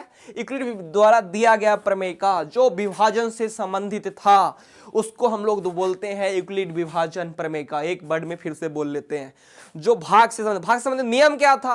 भाज बराबर भाजक गुना भागफल प्लस शेष, dividend equals to divisor into quotient plus reminder. Reminder जो होता है हमेशा किससे छोटा होता है? डिविजर से छोटा होता है, और 0 से बड़ा होता है या 0 के बराबर होता है। ए पॉइंट है, A equals to B Q plus R, भाज बराबर भाजक गुना भागफल प्लस शेषफल। क्लियर है चीजें? ये उधर हम एग्जाम्पल से समझाने का प्रयास भी किए, एक अनुमान चीजें समझ में आया होगा। अगर आया तो आगे बढ़ते हैं और पॉइंट के बात करते हैं यूक्लिड विभाजन एल्गोरिथम का। ठीक है, चलिए आगे बढ़ते हैं। चाहते इसको मिटाना?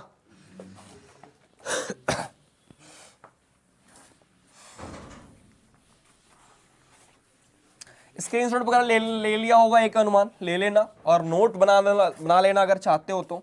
ठीक है, हाँ। अब प्रमेय का नहीं भाई, अब हम लोग बात करेंगे एल्गोरिथम का। प्रमेय का नहीं, अब यहां मिटा देते हैं, यहां पे लिख लेते हैं एल्गोरिथम, एल्गोरिथम, ठीक है। यहां पे लीमा नहीं, एल्गोरिथम के बारे में जानते हैं, ठीक है। एल्गोरिथम समझिएगा ध्यान से। अब टॉपिक हो गया चेंज, नाम है यूक्लिड विभाजन एल्गोरिथम, ठीक है। हाँ देखो भाई क्या है भैया यूक्लिड विभाजन एल्गोरिथम क्या है, हम बताना चाह रहे हैं कि यूक्लिड विभाजन एल्गोरिथम जो है यूक्लिड विभाजन प्रमेयिका पे आधारित है। तो ये आधारित है तो क्या बतलाता है, यह जो है यूक्लिड विभाजन एल्गोरिथम जो है दो धनात्मक पूर्णांक का, जो दो धनात्मक संख्याओं का मसा का बात करता है, HCF का बात करता है। तो इसको हम लोग बोलते हैं यूक्लिड विभाजन एल्गोरिथम। और इसका जो अनुप्रयोग करते हैं, HCF निकालने का एक नियम तकनीक देके जाता है, जिसको हम आगे चल करके वर्णन करेंगे। सबसे पहले इस पॉइंट के बारे में जानते हैं, ठीक है। यूक्लिड विभाजन एल्गोरिथम थोड़ा सा लिखना चाहते हैं हम, आप वेट कीजिएगा, थोड़ा सा बर्दाश्त कीजिएगा। यूक्लिड विभाजन एल्गोरिथम, ठीक है, एल्गोरिथम इंग्लिश में ही लिख देते हैं, अच्छा लग रहा है, एल्गोरिथम, ठीक है। प्रमेयिका पे ही आधारित है, प्रमेयिका पर ही आधारित है, ठीक है, प्रमेयिका पर आधारित है, ठीक है मेरे भाई, प्रमेयिका पर आधारित है, ठीक है। हाँ, और इसका लक्षण क्या है, इसके अनुसार भाग का क्रिया तो बाद में वर्णन करेंगे। हाँ, अब इस पॉइंट के बारे में जानते हैं, जो दो धनात्मक संख्याओं के मसा को ज्ञात करने में मदद करता है, ठीक है। हाँ, जो क्या करता है, दो धनात्मक संख्याओं को मसा ज्ञात करने का तकनीक है, ठीक है। हाँ, यूक्लिड विभाजन एल्गोरिथम प्रमेयिका पर आधारित है, जो दो धनात्मक पूर्णांक, लिख लेते हैं इस पॉइंट को। हाँ, जो दो धनात्मक पूर्णांक का मसा, मतलब महत्तम समावर्त, जिसको हम लोग बोलते हैं इंग्लिश में हाईएस्ट कॉमन फैक्टर, ठीक है। हाँ, HCF ज्ञात करने का, फाइंड आउट करने का तकनीक है, तकनीक को देता है, टेक्निक जिसको बोलते हैं इंग्लिश में टेक्निक, हमको मीनिंग भी नहीं पता होगा लेकिन लिख देते हैं, टेक्निक है, ठीक है, तकनीक है। समझ में आया, ये प्रमेयिका पे आधारित है, ये लीमा पे आधारित है, लेकिन क्या करता है, यह दो धनात्मक पूर्णांक का HCF मसा को बतलाता है, मतलब फाइंड आउट करने में मदद करता है। इसके अनुसार भैया ये मसा ज्ञात करने का एक तकनीक देता है, बोले हाँ टेक्निक है, बोले बिल्कुल। तो क्या टेक्निक है, यूक्लिड विभाजन एल्गोरिथम जो है ये टेक्निक कैसा है आप बता दो। हम बता देना चाह रहे हैं कि HCF, ध्यान समझना, मसा ज्ञात करने का तकनीक है, HCF ज्ञात करने का तकनीक है। तो HCF ज्ञात करने का जो तकनीक है, जो टेक्निक है, वो कैसा है, इस पॉइंट को समझेंगे और आप सभी को समझ में आएगा चीजें। अब समझिएगा ये तकनीक क्या है, इस तकनीक के अनुसार, इस टेक्निक के अनुसार, ठीक है। हाँ, भाग का क्रिया, तकनीक के अनुसार बताते हैं, भाग का क्रिया, ठीक है, तब तक करते हैं, ठीक है, जब तक HCF, ठीक है, सॉरी, जब तक शेषफल भाई, जब तक शेषफल, जिसको इंग्लिश में बोल रहे हैं हम लोग रिमाइंडर, जब तक शेषफल शून्य, ठीक है, मतलब 0 के बराबर ना आ जाए, के बराबर ना आ जाए।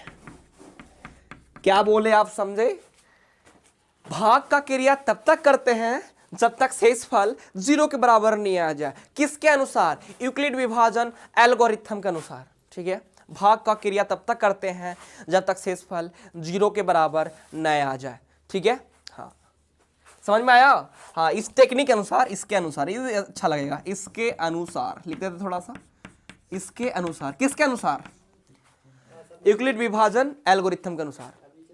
हाँ, ये सही है, चला गया। हाँ, अब इसके आगे नहीं लिखना है। इसके अनुसार भाग का क्रिया तब तक करते हैं तो शेषफल किसके बराबर नहीं आ जाए मेरे भाई, शून्य के बराबर नहीं आए। समझ पाए होंगे चीजों को। अब नहीं आया ना तो उसको हम समझाने का प्रयास करेंगे, आप 100% श्योर रहिए, हर एक पॉइंट समझ में आएगा, ठीक है। आगे बढ़ते हैं और बात करते हैं, ठीक है। हाँ, एक किस किताब में मिला था, द एलिमेंट 7, यूक्लिड द्वारा जो लिखित किताब था क्या था, द एलिमेंट 7, ठीक है। किसके लिए लागू होता है यूक्लिड विभाजन प्रमेय का, एक केवल धनात्मक पूर्णांक के लिए, पॉजिटिव इंटीजर, बिना दशमलव वाला संख्या के लिए लागू होता है यूक्लिड विभाजन एल्गोरिथम। पूर्णांक तो ऑलरेडी पहले बता ही चुके हैं, ठीक है। अब एक बात आता है भैया, एल्गोरिथम जो शब्द है इसके बारे में हमने सुना है, बोलेंगे सुने हो ना, तो हम भी तुमको सुना ही देंगे इसके बारे में, ठीक है। एक क्या सुने हैं इसके बारे में, ए समझने का प्रयास कीजिएगा मेरे भाई। एल्गोरिथम आप क्या कहानी सुने हैं? एल्गोरिथम जो है एक फारसी गणितज्ञ अल ख्वारिज़मी के नाम से लिया गया है। ये जो एल्गोरिथम जो वर्ड है, एक फारसी गणितज्ञ थे अल ख्वारिज़मी, पता नहीं नाम लिखने में सही हो कि नहीं हो, लेकिन संभाल लेना, अल ख्वारिज़मी के नाम से लिया गया है, ठीक है। कैसा गणितज्ञ थे? फारसी, फारसी मतलब फारसी एक शब्द है ना भाई, फारसी गणितज्ञ है ना, फारसी गणितज्ञ अल ख्वारिज़मी के नाम से लिया गया है। एल्गोरिथम जो शब्द है, वर्ड है ना, ये अल ख्वारिज़मी जो फारसी गणितज्ञ थे उनसे लिया गया है। चीजें क्लियर हुआ? वह तो पढ़ते हैं आगे। हो गया यूक्लिड विभाजन प्रमेय का, लीमा भी हो गया, एल्गोरिथम भी, एक अनुमान चीजें समझ में आया होगा, लेकिन ये समझ में नहीं आएगा तकनीक के अनुसार, मतलब इसके अनुसार भाग का क्रिया तब तक करते हैं जब तक शेषफल शून्य के बराबर नहीं आ जाए। तो हम इसमें एग्जाम्पल नहीं, डायरेक्ट चैप्टर में इंटर करते हैं और उससे क्वेश्चन करने का प्रयास करते हैं, ठीक है। और उसको आप समझिएगा ध्यान से, क्योंकि पहला क्वेश्चन जो एक्सरसाइज 1.1 का यही है कि आप उसको यूक्लिड विभाजन एल्गोरिथम के मदद से HCF फाइंड आउट कीजिए। तो डायरेक्टली उसी से एग्जांपल समझ लेंगे। क्लियर है चीजें? आगे बढ़िएगा, याद रखिएगा ध्यान से पिछला वाला प्रमेय का भी, क्योंकि उसी का एक पार्ट है। यहाँ पे लिखा हुआ यूक्लिड विभाजन एल्गोरिथम प्रमेय पे आधारित है, मतलब प्रमेय का याद नहीं है तो ये नहीं क्लियर होगा, ठीक है। तो प्रमेय का भी आपको होना चाहिए याद। आगे बढ़े और बात करते हैं किस चैप्टर एक्सरसाइज 1.1 का। चाहते इसको मिटाने का इजाजत, और चैप्टर में हम लोग करते हैं प्रवेश। देखो भाई, ऊपर मिल जाएगा क्वेश्चन आपको, हम पढ़ लेते हैं अपना फोन के मदद से, ठीक है। हाँ, फोन के मदद से पढ़ लेते हैं क्वेश्चन, और आप लोग समझने का प्रयास कीजिएगा। आप स्क्रीनशॉट वगैरह ले लिए होंगे एक अनुमान। अगर सेशन पसंद है बच्चों के साथ शेयर कीजिए अपने दोस्तों के साथ, क्योंकि आपको ही फायदा नहीं, आप इतना कंजूस मत बनिए, सबको फायदा होना चाहिए, और सेशन को करते रहिए शेयर, ठीक है। हाँ, और भी दोस्तों के साथ पहुंचाइए। आइए चैप्टर के बात कर लेते हैं मेरे भाई, ज्यादा टाइम लगेगा, मात्र 1.5 घंटा के अंदर टोटल चीजें समझ में आएगा आपको, ठीक है। और आखिरी में exercise 1.1, 1.2, 1.3, 1.4 one short video upload होगा बहुत जल्द। बस आप लोग मेरे साथ बने रहिए। आइए भाई करते हैं चैप्टर के बाद। पहला क्वेश्चन स्क्रीन पे लग गया होगा और हम इसको करना पढ़ना चाहते हैं। बोल रहा है निम्नलिखित संख्याओं का HCF ज्ञात करने के लिए यूक्लिड विभाजन एल्गोरिथम का उपयोग कीजिए। देखा, मिल गया ना क्वेश्चन।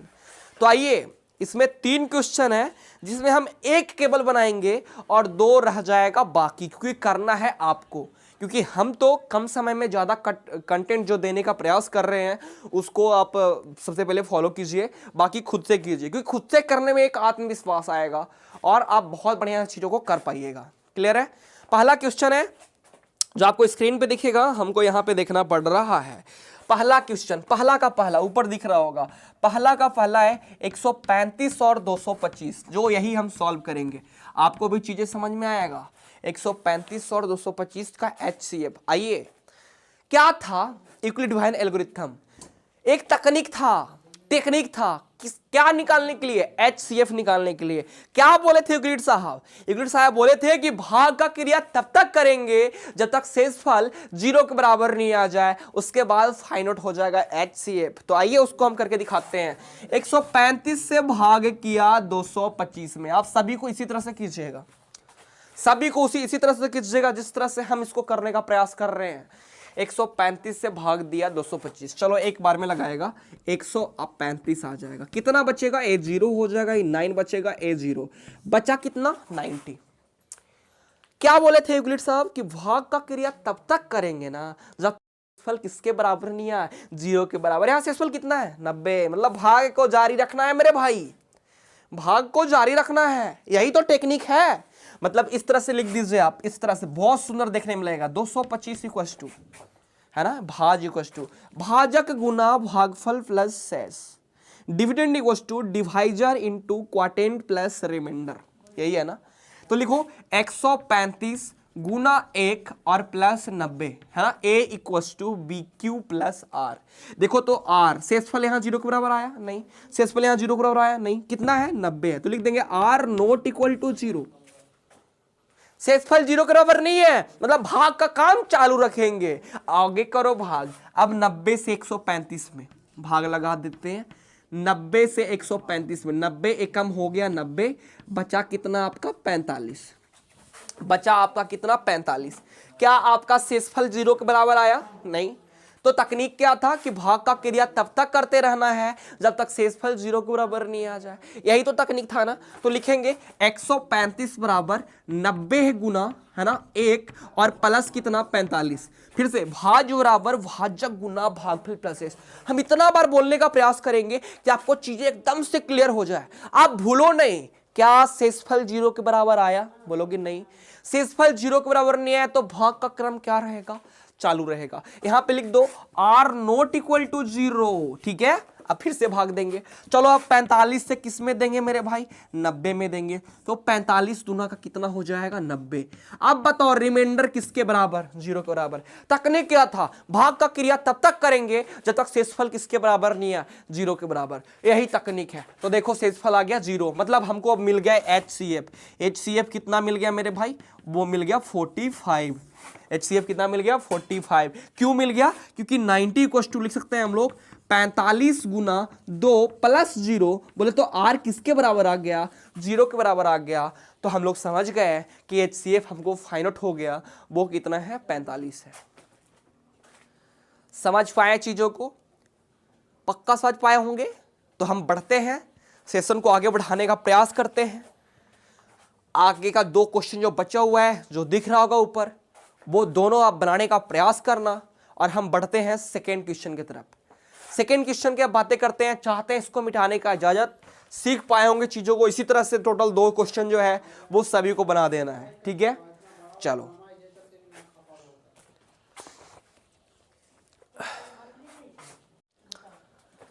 चलिए, पहला क्वेश्चन हो गया क्लियर। बात करते हैं क्वेश्चन नंबर सेकंड का। सेकंड नंबर क्वेश्चन क्या है कि दर्शाइए कि कोई भी धनात्मक विषम पूर्णांक जो है वो 6q + 1 या 6q + 3 या 6q + 5 के रूप का होता है, जहां q कोई पूर्णांक है, ठीक है। तो इसको हम सिद्ध करने का प्रयास करते हैं, समझाने का प्रयास करते हैं, आप पक्का समझ में आएगा।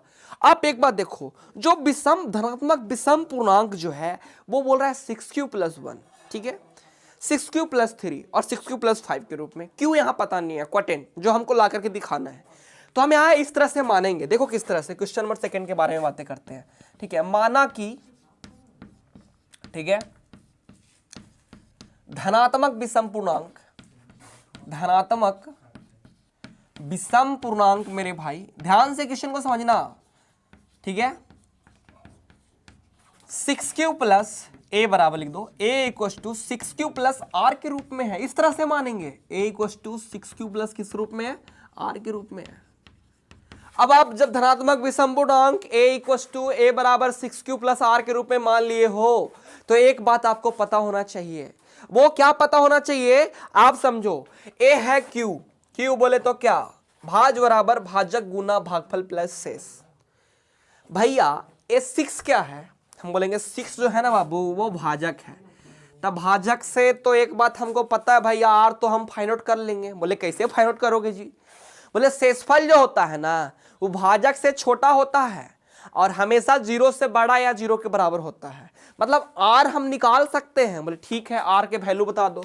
तो देखो ना भाई, r जो है वो 6 से छोटा और 0 से बड़ा या 0 के बराबर है ना, भाजक से छोटा, जिससे भाग करते हैं उससे छोटा, और 0 से बड़ा या 0 के बराबर। अभी तो हम पढ़े थे इक्वल डिवीजन प्रमेय में, लीमा में पढ़े थे ना। तो इसका मतलब r 6 से छोटा और 0 से बड़ा, मतलब 0, r = 0, 1, 2, 3, 4 और 5। क्लियर है चीजें, समझ पाए, 0, 1, 2, 3, 4, 5। अब हम आगे बढ़ते हैं, अब वैल्यू को बारी बारी से पुट करके देखेंगे कि क्या धनात्मक पूर्णांक आ रहा है, धनात्मक विषम पूर्णांक आ रहा है, सम पूर्णांक आ रहा है। तो ये सभी वैल्यू रखने पे आपको पता चल जाएगा चीजों को। आगे बढ़ते हैं और रख के देखते हैं, क्वेश्चन आपको दिख रहा होगा। सबसे पहले जब आर इक्व टू 0, क्योंकि सबसे पहले 0 रखेंगे, उसके बाद 1 2 3 4 5 सब पे चेक करें कि वास्तव में धनात्मक विषम पूर्णांक किस फॉर्म में। जब r इक्व टू 0 मेरे भाई, तो a इक्व टू आप क्या माने थे 6q प्लस आर, 6q प्लस आर, और r का वैल्यू रख रहे हो 0, तो a equal to 6q plus 0। क्या बताओ a इक्व टू 6q होगा कि नहीं होगा? होगा ना। क्या इसको इस तरह से लिख सकते हो a equal to 2 into 3q? बोलेंगे बिल्कुल लिख सकते हैं, है ना, 2 इंटू 3q। अब एक बात जानते हो कि आप सम में यदि विषम से गुना करोगे तो हमेशा सम आएगा। अगर सम में विषम से गुना करोगे, मान लेते हैं 3q, हमको इसके बारे में पता नहीं है, 3q बारे में हमको बिल्कुल भी नहीं पता है कि सम है कि विषम है, लेकिन इसके बारे में तो पता है ना, 2 तो सम संख्या है ना, और सम में यदि सम से भी गुना करो या सम में विषम से गुना करो, हमेशा सम संख्या ही आएगा। अगर समझ में नहीं आ रहा तो एग्जाम्पल लेके सोच लो, जैसे 2 सम है, 5 विषम है, 2 में 5 से गुना करो 10, 10 क्या है? सम है। एक सम लिए थे, एक विषम लिए थे, गुना करने पे सम आया। और अगर विश्वास नहीं है तो और भी संख्या ले लो, 2 सपोज मान लेते हैं सम है, और कोई सम ही ले लो, सपोज 8 सम है, तो 2 गुना 8 16, 16 सम है कि नहीं है? 2 से डिविजुअल है कि नहीं है? तो है। यानी सम गुना सम बराबर सम, या सम गुना विषम बराबर सम। अब आप ध्यान से समझो, यहां पे क्या है 6q प्लस 0, तो a इक्व टू आ गया 2 इंटू 3q। आप एक बात जानते हो, आप 2 को पहचानते हो कि सम है, 3q को नहीं पहचानते हो। 3q को पहचानना भी नहीं, क्योंकि बाहर खड़ा है 2, तो 2 में आप किसी भी संख्या से गुना करोगे, इसके जगह आपका कोई भी संख्या आए, हमेशा जब गुना करेंगे ये जो आ रहा होगा वो आ रहा होगा सम पूर्णांक। देखो तो नीचे लिख सकते हैं रवि, और लिख सकते हैं, यहां तक देख लो। अच्छा ठीक है, ये तो जब r बराबर 0 था। आगे बढ़ते हैं, जब r बराबर 1 लेकर के चलते हैं। जब r बराबर कितना मेरे भाई? 1, आगे रख रहे हैं 1। आप माने थे क्या? फिर से बोल लो, a इक्व टू आप माने थे 6q प्लस आर, लेकिन r के जगह पे रखना है 1, तो 6q प्लस क्या हो गया 1। अब आप एक बात बता दो, a इक्व टू इसको 2 इंटू 3q, 6q को बिल्कुल लिख सकते हैं 2 इंटू 3q, ये तो पहले तो लिखे हैं, और प्लस क्या 1। आप एक बार पता है ना, इसको ऑलरेडी क्या बोल चुके हैं? इसको ऑलरेडी क्या बोल चुके हैं? सम पूर्णांक। तो आपको हम पहले पढ़ा चुके हैं कि सम में यदि 1 जोड़ोगे, सम में यदि विषम को जोड़ोगे तो हमेशा विषम आता है। कैसे? 2 सपोज सम है और 3 विषम है, तो 2 और 3 जोड़ के देख लो 5 आता है कि नहीं आता है? 5 विषम है कि नहीं है? तो सम में 1 जोड़ोगे तो विषम आ जाएगा, चाहे सम में आप विषम को जोड़ोगे तब पर विषम आ जाएगा। विषम मतलब समझ में नहीं आया? बोले देखना, 2 है या 4 मान लेते हैं, 4 सम संख्या है ना, अब 5 और में जोड़ दो तो 9, 9 विषम संख्या हुआ कि नहीं हुआ? तो यही हम बताना चाहते हैं कि एक तो विषम है, आई कोची ऑलरेडी है सम, हम जानते हैं क्योंकि 2 में इससे गुना हुआ तो इस सम है, तो सम प्लस 1 कोची हो गया विषम। तो एक मतलब आप समझ गए हों कि a बराबर 6q प्लस 1 जो है वो कौन पूर्णांक है मेरे भाई? विषम पूर्णांक है। समझ पा रहे चीजों को? आ रहा होगा, नहीं आ रहा तो फिर से आगे देख लो। जब r बराबर अब कितना रखेंगे? 2, कहां तक रखेंगे? 5 तक, क्योंकि चेक करना है। तो बताओ माना क्या था? a बराबर 6q प्लस आर, तो a बराबर 6q प्लस क्या हो जाएगा मेरे भाई? 2 होगा कि नहीं होगा? r के जगह पे 2 रख लिया। अब बता दो a इक्व टू, इस सभी दोनों में से 2 कॉमन ले लेते हैं, तो इसके पास 3q बचेगा और इसके प्लस 1 बचेगा। आज समझे ना, इससे यहाँ पे तुलों की तकलीफ है, हमको पता है 2 सम संख्या पूरा एक साथ इंटू में है, ये पूरा जो संख्या है गुना में है। तो 2 में यदि कोई भी संख्या एक जगह पे कुछ भी आ जाए हमको पता ना करना है, लेकिन बाहर पता कर रहे हैं हम कि 2 सम है, एक जगह पे सम भी आएगा तब पर भी बेलकम है, अब विषम आएगा तब पर भी बेलकम है। बोले काहे भैया बेलकम कर रहा हूँ? के लिए यही से कि 2 सम है मर्दे, तो बताओ यानी से कुछ सम आवे चाहे विषम, गुना करवे तो हमेशा सम अते। कहे के मतलब a बराबर 6q प्लस 2 जो है वो कौन पूर्णांक है? विषम पूर्णांक, सॉरी सम पूर्णांक है ना। कौन पूर्णांक? सम पूर्णांक। लेकिन हमरा ये तो पहचाने के ना है, हमरा पहचानना का है बताओ? हमको पहचाना है विषम पूर्णांक। तो एगो तो मिल गया, a बराबर 6q प्लस 1 कौन पूर्णांक? विषम पूर्णांक। अब देखते हैं आगे रख के कौन कौन है। अब कितना रखने का बारी है? 3, तो रख लो। जब r बराबर 3 मेरे भाई, तो बताओ a बराबर क्या माने थे? 6q प्लस r माने थे ना, तो यहाँ r के जगह 3 रखना है, तो 6q प्लस कितना हो जाएगा? 3 होगा कि नहीं होगा? आप बता दो तनिक। अब एक तनिक सा घुमा करके इसको पढ़ना है, काहे भैया? देखना मजा आ तो भाई। a equal to 6q plus क्या 3 के लिख सका ही मर्दे? 2 प्लस 1 बिल्कुल लिख सका है, 2 1 3 ना हो भाई जी। अब हेने देखो ए इक्वल टू का ही दोनों में से 2 कॉमन ले सका ही है, बिल्कुल। तो 2 कॉमन ले लियो, तेरा पास 3 क्यों बचलो, एकरा पास +1 बचलो, फिर +1। अब आप बता दो इसको, ऑलरेडी तो तू पहले बोल चुका है कौची, सम पूर्णांक। ये मतलब कौन पूर्णांक है, सम। आ सम में एक जोड़ दम हूँ तो कौची हो जाते, विषम। तो एक मतलब यही पहचान में आ गए कि a बराबर 6q + 3 जो है कौन पूर्णांक है, विषम पूर्णांक। कोई पूछ तो का है, तब बोलिए ई कि देख ई हो गलो सम, तो बोल दो कैसे, क्या 2 सम हो हेने कुछ हो रहा, सम में यदि कुछ से गुना कर दो तो सम में आएगा, ठीक है। अब +1 तो हो गए कौन जी, विषम। समझ में अल्बा हो, तेरा में कोनो दिक्कत ना है। अब आगे बढ़ाइए मर्दे, कितना रखे कहे भाई, 4। अब रख के देखा ये 4 यहाँ पे, जब r बराबर 4, देखा कितना चिकन से समझ में आई। तो जब r बराबर 4 मर्दे, हम मान लिए को चीज बताओ, a बराबर 6q + r, ई अंतिम तक करे के 5 बार, अब हो तो खत्म। a इक्वल टू उबिया ना मर्दे, उबिया गला मतलब गेल, समझ में लो कि ना। तो a equal to 6q + r की जगह पे कितना रखे 4, तो a इक्वल टू 2 कॉमन ले लेते, यहाँ पे 3q और प्लस कौन सी 2, 2 है हने कुछ हो, अब हमरा एने से मतलब ना हो का है, 2 है ना बाहर खड़ा, 2 में तो कोई सम संख्या में विषम से गुना करूं चाहे सम से, हमेशा सम अते, तो ये कौन पूर्णांक हो गए, सम पूर्णांक। क्लियर है भाई सम चीज। अब आखिरी बचले हैं, r बराबर कितना रखेंगे 5, तो रख ले यहाँ बड़ी, जब r बराबर 5 भाई जी, मान लू कौची है, फिर से बोल ला, a बराबर 6q + r, तो लिख ला a बराबर 6q + 5, का लिख सका ही है 6q + 5 के लिख सका ये 4 + 1, बिल्कुल लिख सका ही। तो a बराबर बता दा, इन दोनों में से 2 कॉमन हो जाती तो 3q + कौची हो जाती, 2 हो जाती कि ना, आप प्लस कौची बन। अब बता दा हेने देख ला, एकरा ऑलरेडी कौन पूर्णांक बोल चुकला है, एकरा ऑलरेडी तू कौन पूर्णांक बोल चुकला है, देखा यहाँ देखा सम पूर्णांक, तो ये सम है या +1 है, तो यू कौन पूर्णांक हो गए, विषम पूर्णांक। अब तू चेक करके देख ला कौन कौन सम पूर्णांक सीधा गया और कौन कौन विषम पूर्णांक। क्वेश्चन में कौची कौची बोल रखा था, ये भी आप देख लो, ये भी कौन पूर्णांक हो गया, धनात्मक विषम पूर्णांक हो गया। तो यही सिद्ध करना था कि सिद्ध कीजिए कि 6q + 1, 6q + 3 और 6q + 5 जो है वो धनात्मक विषम पूर्णांक है। याद कर लो भाई, 2 बार प्रैक्टिस कर लोगे ना एकदम याद हो जाएगा। समझ में आया कि नहीं, क्या किए थे हम, लिखे माना कि धनात्मक विषम पूर्णांक a बराबर 6q + r के रूप में है। हम एक बात जानते थे कि शेषफल या तो 0 से बड़ा होता है और भाजक से छोटा होता है या 0 के बराबर भी होता है। तो r बराबर मिल गया 0 1 2 3 4 5, क्योंकि भाजक यहाँ 5 था और शेषफल था r, सॉरी 6 था और शेषफल क्या था r। तो r का वैल्यू 0 से बड़ा या 0 के बराबर और 6 से कम, क्योंकि 6 को जीता भाजक था। तो मिल गया 0 1 2 3 4 5, रख दिए वैल्यू, सिद्ध हो गया अपने सम पूर्णांक विषम पूर्णांक सम पूर्णांक विषम पूर्णांक सम पूर्णांक विषम पूर्णांक। अब चूज कर लीजिए कि वाकई 6q + 1 और 6q + 3 और 6q + 5 जो है वो धनात्मक विषम पूर्णांक है कि नहीं है। सीखे, स्क्रीनशॉट वगैरह जो कुछ भी लेवल चाहा था ले ला। अब बढ़ाइए क्वेश्चन नंबर 3 की तरफ। चलिए बढ़ते हैं क्वेश्चन नंबर 3 की तरफ भाई, चाहते हैं इसको मिटाने का इजाजत और बात करते हैं क्वेश्चन नंबर 3 को। अगर सेशन लग रहा है कि हमरा लगी ठीक है तो और दोस्त के साथ पहुंचाइए, धनाधन से मारिए शेयर इसको। समझ में आया कि नहीं, जहां है तो हल्का मचा दो, व्हाट्सअप फेसबुक सब जगह लगा लो, जो भी आप सोशल मीडिया प्लेटफॉर्म यूज करते हो, जो कुछ भी चलाते हो, व्हाट्सअप फेसबुक इंस्टाग्राम कहूँ भी लगा लो बाबू।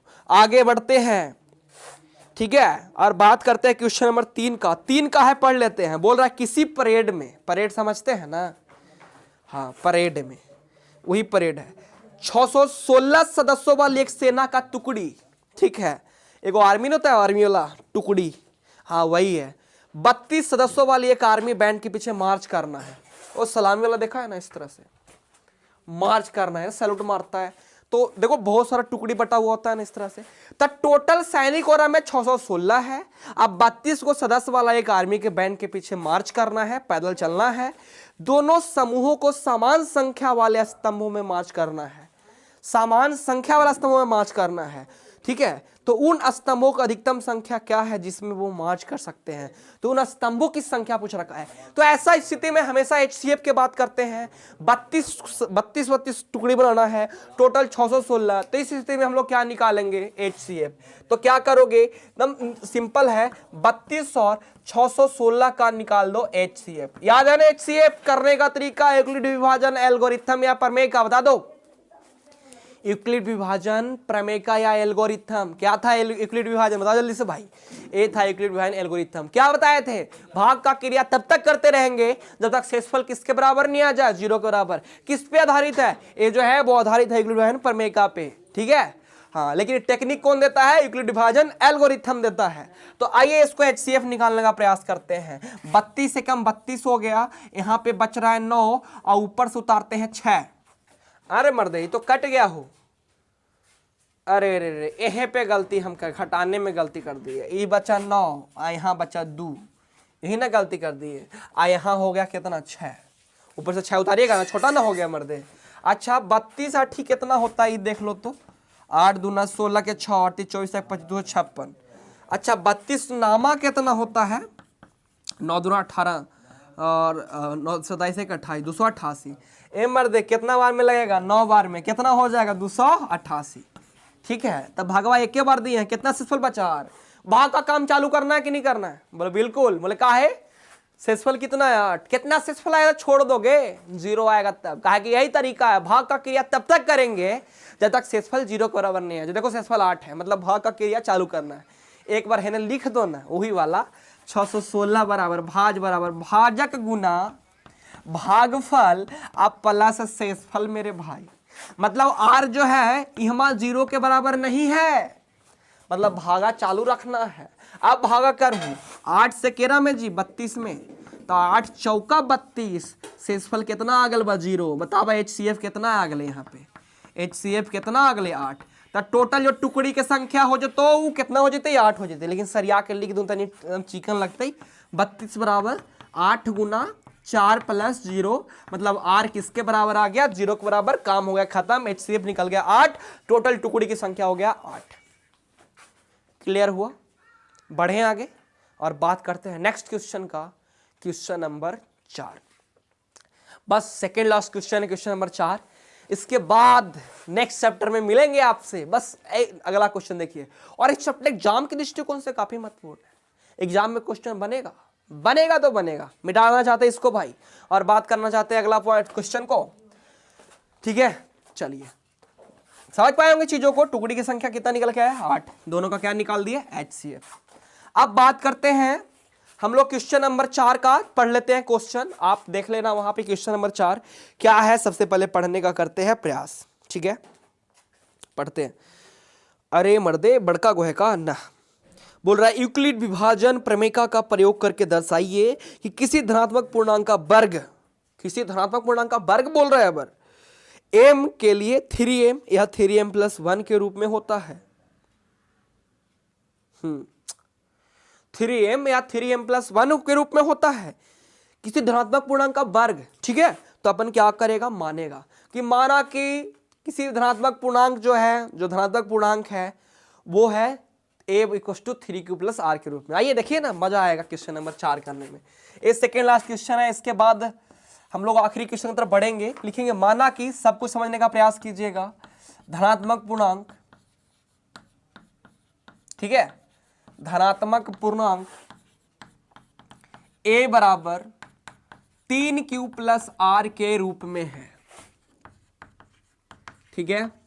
a बराबर 3q + r के रूप में है, ठीक है। तो आप एक बात तो जान में करते हो, भाज बराबर भाजक गुना भागफल प्लस शेष।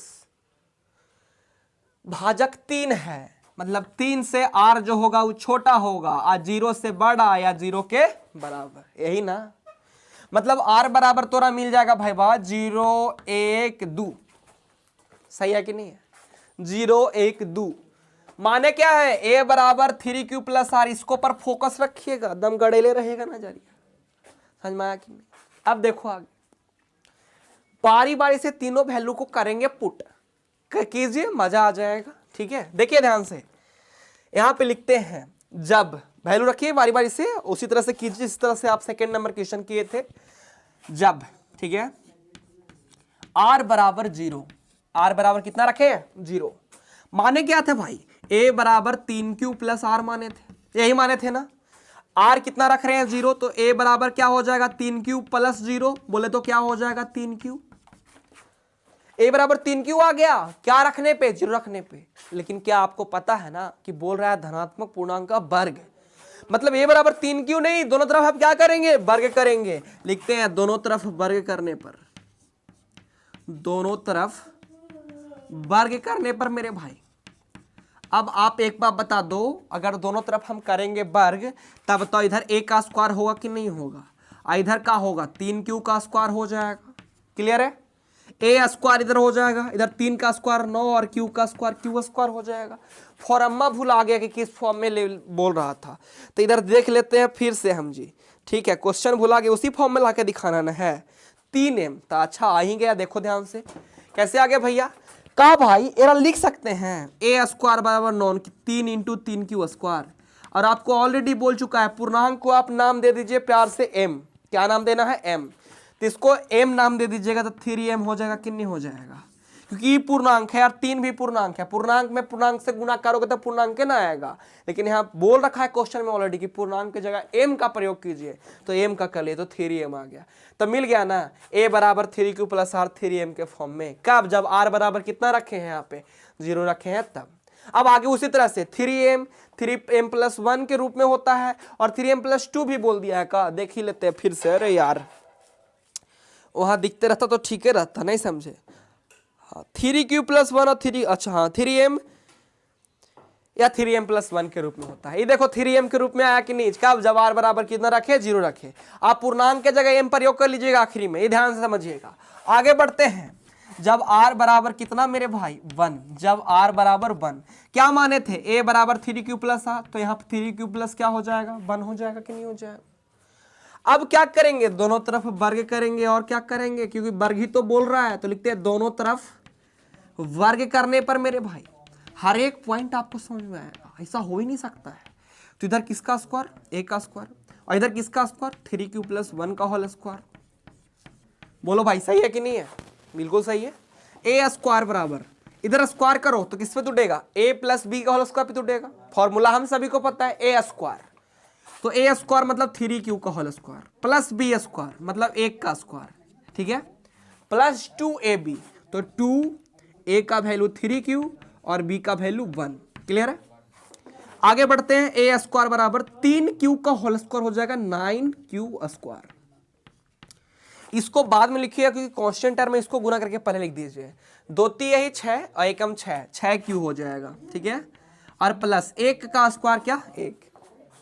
समझ पाए चीजों को। आप देखिए यहां पे ध्यान से, a स्क्वायर बराबर क्या भाई, इसमें से 3 कॉमन ले सकते हैं, बोलेंगे 3 का है भैया 3 क्यों लीजिए ना, बोले ना भाई 3m प्लस 1 के रूप में चाहिए, तब काहेला लीजिए q को कॉमन, झूठो झूठो, क्योंकि अंदर वाला ब्रैकेट वाला के फिर m बोले में बढ़िया अच्छा लगेगा, तो 3 को ले लो कॉमन, तो यहाँ पे बचेगा 3q स्क्वायर, अब प्लस एक का जगह पे 2q, हेने को 1। अब बताइए हम इसीलिए ना लिए 3 कॉमन कि इसको क्या बोल सके m, तो इसको क्या बोल दीजिएगा आप m बोल दीजिए, तो 3m अब फिर प्लस क्या 1, तो देखो तो एगो फॉर्म आया ना 3m प्लस 1 के रूप में, कब, जब r बराबर 1 रखे तब। अब आखिरी है कितना रखना है 2, तो 2 भी रख के देख लीजिए आता है कि नहीं 3m या 3m प्लस 1 के रूप में, खाली ही फॉर्म में आना चाहिए 3m या 3m प्लस 1 के रूप में, तो ये बात ध्यान रखिएगा। आगे बढ़ते हैं, अब रखते हैं जब r बराबर 2, जब r बराबर 2 क्या माने थे, a बराबर क्या माने थे 3q प्लस r, तो a इक्वल टू हो जाएगा 3q और प्लस कौन सी 2, याद है ना वर्ग बोल रहा है, तो दोनों तरफ क्या करोगे वर्ग करोगे, लिखेंगे दोनों तरफ वर्ग करने पर मेरे भाई, क्या करने पर वर्ग करने पर, ठीक है। तो वर्ग के करोगे तो इधर a का स्क्वायर हो जाएगा, इधर हो जाएगा 3q प्लस 2 के होल स्क्वायर, बोलो होगा कि नहीं होगा, बिल्कुल होगा। एक का स्क्वायर नहीं लिख दो ना अच्छा लगेगा, क्योंकि जगह तनी कम है, तो a प्लस बी का स्क्वायर, तो a स्क्वायर 3q के स्क्वायर प्लस b स्क्वायर मतलब 2 के स्क्वायर प्लस 2ab मतलब 2 इंटू 3q इंटू 2, बोलो सही है, बिल्कुल सही है। आगे बढ़ते हैं, ए स्क्वायर बराबर 3q का स्क्वायर हो जाएगा 9q स्क्वायर। एकरा लिख दो पहले, कहा कि तो समझ रहा ना, हमने नियत है तो इसको बाद में लिखना। तो 2 तिहाई 6, 6 दूना के 12, मतलब 12q हो जाएगा। और 2 के स्क्वायर कितना 4। आगे बढ़ते हैं, ए स्क्वायर बराबर 9q स्क्वायर मेरे भाई प्लस 12q। क्या 4 को लिख सकते हैं 3 + 1? 4 को तो लिख ही सकते हैं 3 + 1। काहला लिखे भैया, कल कि 3m + 1 के रूप में चाहिए। ये 4 था ना, एकदम डिस्टर्ब कर रहा था।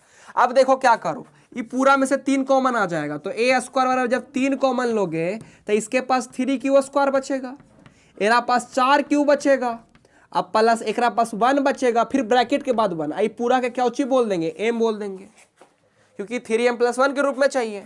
तो ए स्क्वायर बराबर, क्योंकि सभी तो पूर्णांक ही आएगा ना भाई, 3q स्क्वायर 4q 1, सभी से जोड़ने पे q के जगह पे कुछ भी हो जोड़ोगे तो पूर्णांक ही आएगा। तो यहाँ पे 3m प्लस क्या 1। आप देख सकते हो कि धनात्मक जो पूर्णांक का वर्ग है वो वाकई 3m + 1 और 3m + 1 के रूप में ही होता है। समझ में आया चीजों को? यही सिद्ध करने के लिए बोल रहा था ना। तो देखो कितना आसानी से लोग सिद्ध कर पाए। स्क्रीनशॉट वगैरह जो कुछ भी लेना चाहते हैं ले सकते हैं। वाकई सभी 3m + 1 3m + 1 के रूप में आया है धनात्मक पूर्णांक का वर्ग, और यही कहा था क्वेश्चन। चलिए आगे बढ़े और बात करते हैं क्वेश्चन नंबर अंतिम का। बोले तो क्वेश्चन नंबर 5 का समझने का प्रयास करना। क्वेश्चन नंबर 5 चाहते इसको मिटाने का इजाजत, ध्यान से समझिएगा, मजा आ जाएगा मेरे भाई, ठीक है। और ये किस चैप्टर का आखिरी क्वेश्चन है और इसको भी हम तगड़ा समझाने का प्रयास करते हैं।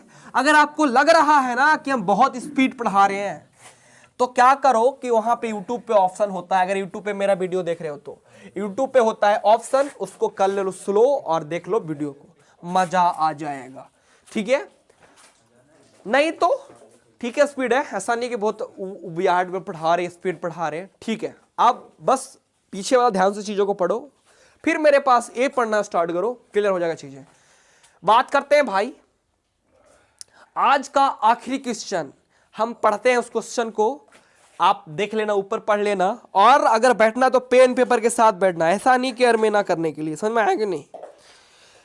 क्या बोल रहा है, यूक्लिड विभाजन प्रमेय का प्रयोग करके, आखिरी क्वेश्चन है, यूक्लिड विभाजन प्रमेय का प्रयोग करके दर्शाइए कि किसी भी धनात्मक पूर्णांक का घन मतलब पावर 3 9m + 1 और 9m + 8 के रूप में होता है ना। यूक्लिड विभाजन प्रमेय का प्रयोग करके दिखाइए कि धनात्मक पूर्णांक का घन नंबर बोल रहा है। मानेंगे क्या भैया? अबर हम वही मानेंगे, माना कि धनात्मक पूर्णांक जो है a बराबर 3q + r के रूप में है। मन में खटका होगा कि आप ऐसा क्यों मानते हैं, आप 9q प्लस, हम बोले कि 9 का q करो तो 9 9 81 29 बहुत भार पड़ने वाला है, इससे बेहतर है कि आप यही मान लो। बोले भैया आप 2 क्यों नहीं माने, हम बोले 2 से कटेगा का 9, नहीं ना कटेगा मर्दे, तो इसीलिए आप क्या मानिएगा, धनात्मक पूर्णांक जो मानिएगा a बराबर 3q + r मानिएगा। पिछला क्वेश्चन में वर्ग बोल रहा था, अब घन बोल रहा है तो घन करेंगे। तो यहाँ पे देखो आखिरी क्वेश्चन है और इसको हम सॉल्व करने का करते हैं प्रयास, समझिएगा ध्यान से।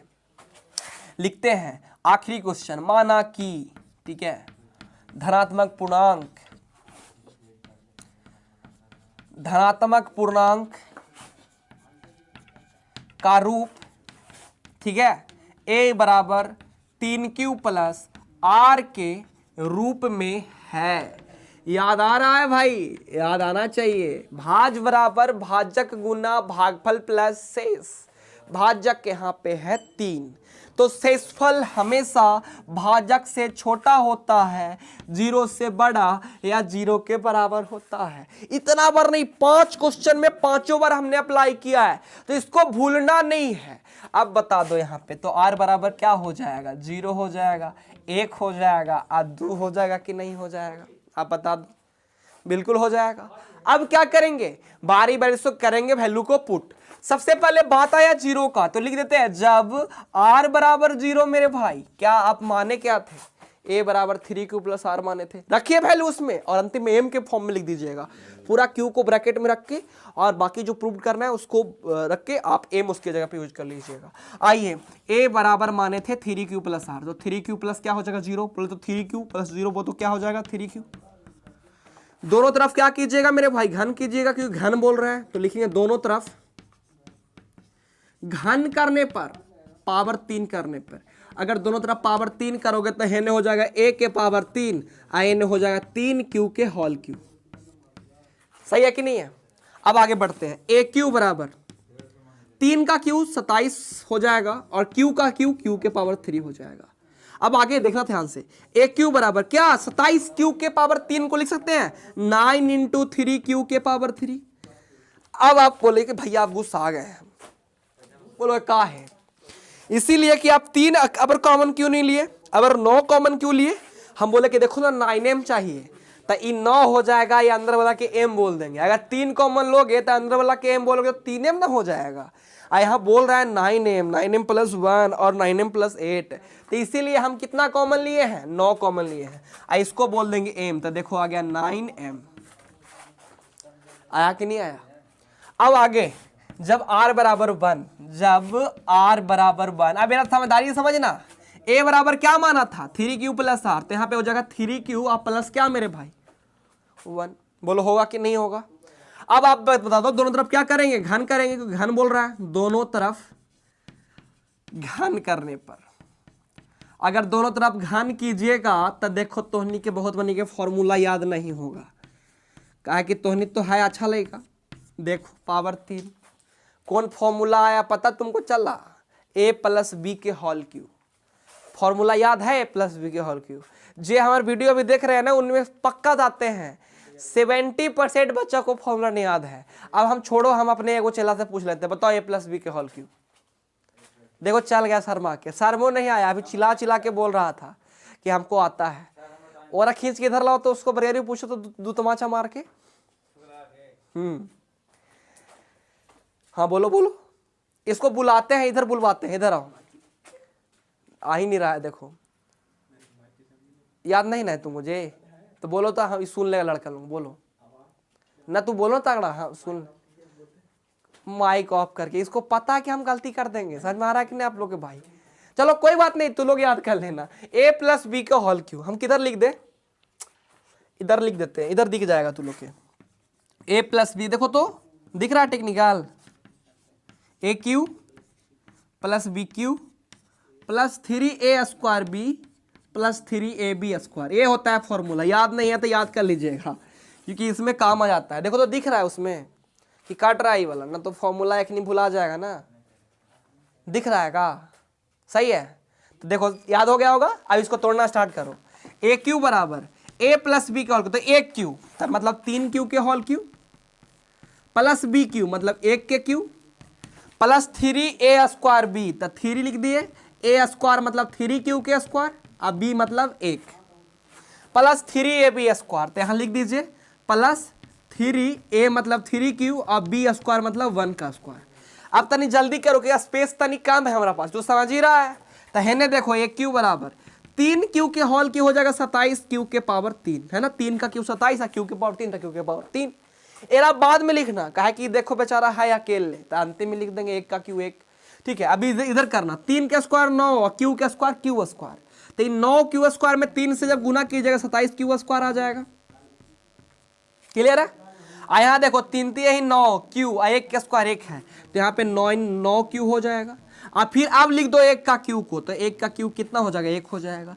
आई पूरा में से कितना कॉमन ले लोगे 9, तो 9 कॉमन ले लो, तो 1 क्यू बराबर हो जाएगा 9 जब कॉमन लोगे तब 3q के पावर 3, यहाँ कुछ हो हमारा मतलब नहीं है, 3q स्क्वायर अब प्लस यहाँ पे खाली q, अब फिर ब्रैकेट के बाद 1, आई पूरा के कौची नाम देंगे m देंगे। कहा कि पूर्णांक का m के फॉर्म में लिखना है। यहाँ बोल रहा है कि 9m प्लस 1 और 9m प्लस 8 के रूप में होता है, तो ये पूरा के कौची बोलोगे m बोलोगे, तो a क्यू बराबर क्या हो जाएगा, इधर इधर लिख देते हैं। ठीक है, तनिक में a क्यू बराबर क्या हो जाएगा, यहाँ पे ये पूरा के m बोलोगे तो 9m आप प्लस क्या 1। देखो आया कि नहीं, a cube equals to 9m plus 1, यहाँ पे क्या आया था a cube equals to 9m। अब एक और आखिरी बचा है जो प्रूव करना है, वो है 9m प्लस 8, तो कितना रखे पे मिलेगा, तो रत्न के पता चल गया होगा। r बराबर 2 रखने पे, तो भी रख सकते हो तू लोग, नहीं तो हम ही रख के दिखा देते हैं, क्योंकि है यहाँ पे ऑनलाइन क्लास, क्योंकि तुमको बताने वाला फिर कोई मिलेगा नहीं। तो फिर यहाँ पे हम लिख लेते हैं, ठीक है, जब r बराबर कितना भाई 2, आर बराबर 2 में रखोगे तो माने क्या हो, माने है ए बराबर 3q प्लस आर। तो यहाँ पे हो जाएगा ए बराबर 3q और प्लस क्या 2। क्या बोल रहा था क्वेश्चन में, घन ना बोल रहा है, तो दोनों तरफ क्या करोगे, घन करोगे। लिखो दोनों तरफ घन करने पे मेरे भाई, क्या करने पर, घन करने पर। अब दोनों तरफ घन करोगे तो यहाँ एक क्यू हो जाएगा, इधर हो जाएगा 3q plus 2k whole Q. बोलो सही है कि नहीं है, बिल्कुल सही है, होल क्यू कर लिए। अब इधर तोड़ो, इसको तोड़ने का प्रयास करो, तो एक क्यू बराबर, इसको तोड़ेंगे a प्लस बी के होल क्यू पर। फॉर्मूला हम सभी को पता है, ए क्यू मतलब 3q के whole cube plus B cube मतलब 2 का Q plus 3a square B, तो 3a स्क्वायर मतलब 3q का स्क्वायर और b मतलब 2 प्लस 3ab स्क्वायर मतलब 3q और 2 का स्क्वायर। समझे कि नहीं समझे, फॉर्मूला पे तोड़ दिए। अब आगे बढ़िए स्पीड में तनी, 3q के q तो 27q के पावर 3 हो जाएगा। एकरा आखिरी में लिखो, बोलो का है, मतलब अकेले है, कांस्टेंट टर्म को आखिरी में लिखते हैं, बचपन से प्रॉपर्टी पढ़ रहे हैं। 3 का स्क्वायर 9, 27 27 दूना 54, स्पीड पे कर दिए। 3 का स्क्वायर 9 27 दूना 54 54 आ क्यू के स्क्वायर था क्यू स्क्वायर, एरा में का दिक्कत है, प्लस 3 3 ही 9 आई 4 है ना, 2 के स्क्वायर 4, तो 9 चौको 36 36 क्यू। और अंतिम लिख दो 2 के क्यू कितना 8। ए क्यू बराबर इस सभी में से कौची कॉमन लेंगे पता है, 9, मतलब भैया 9 का है कॉमन ले रहे हैं हम, बोले कि 9m प्लस 8 चाहिए, तो क्वेश्चन के अनुसार ना चलोगे, तो 9 कॉमन ले लीजिए। तो यहाँ बचेगा 3q के पावर 3, यहाँ 6q के स्क्वायर, यहाँ पे 4q और आखिरी में 8 को इधर रख दो, ये पूरा के नाम दे दोगे m, तो ए क्यू बराबर हो जाएगा 9m अब प्लस 8। आ गया कि नहीं आ गया, ए क्यू बराबर 9m प्लस 8। सीखे देखो 9m प्लस 1 और 9m प्लस 8 के रूप में आया धनात्मक पूर्णांक का घन, आया ना, सीखे होंगे एक अनुमान। तो आज हो गया चैप्टर खत्म। एक अनुमान सेशन आपको पसंद आया होगा, जो भी त्रुटि है, आपको समझने में दिक्कत है, कमेंट बॉक्स में अपना राय जरूर दें। हम मिलेंगे नेक्स्ट वीडियो के साथ, अंकगणित का आधारभूत प्रमेय के साथ बहुत जल्द। बस इसका अपेक्षा है, जैसा अपेक्षा है, इतना हमने मेहनत किया है उतना आप मेहनत कीजिए, सेशन को शेयर कीजिए, दोस्तों के साथ आग लगा दीजिए मेरे भाई। नेक्स्ट वीडियो बहुत जल्द आप सभी के बीच आएगा, बस इस पे कैसा प्यार दिखता है उसके अनुसार, ठीक है। तब तक अपना ख्याल रखिएगा और अपना परिवार का ख्याल रखिएगा, और मेहनत करना है जबरदस्त तरीका से, क्योंकि आपका भी अगला साल जस्ट एग्जाम आने वाला है, तो उसके लिए तैयारी तो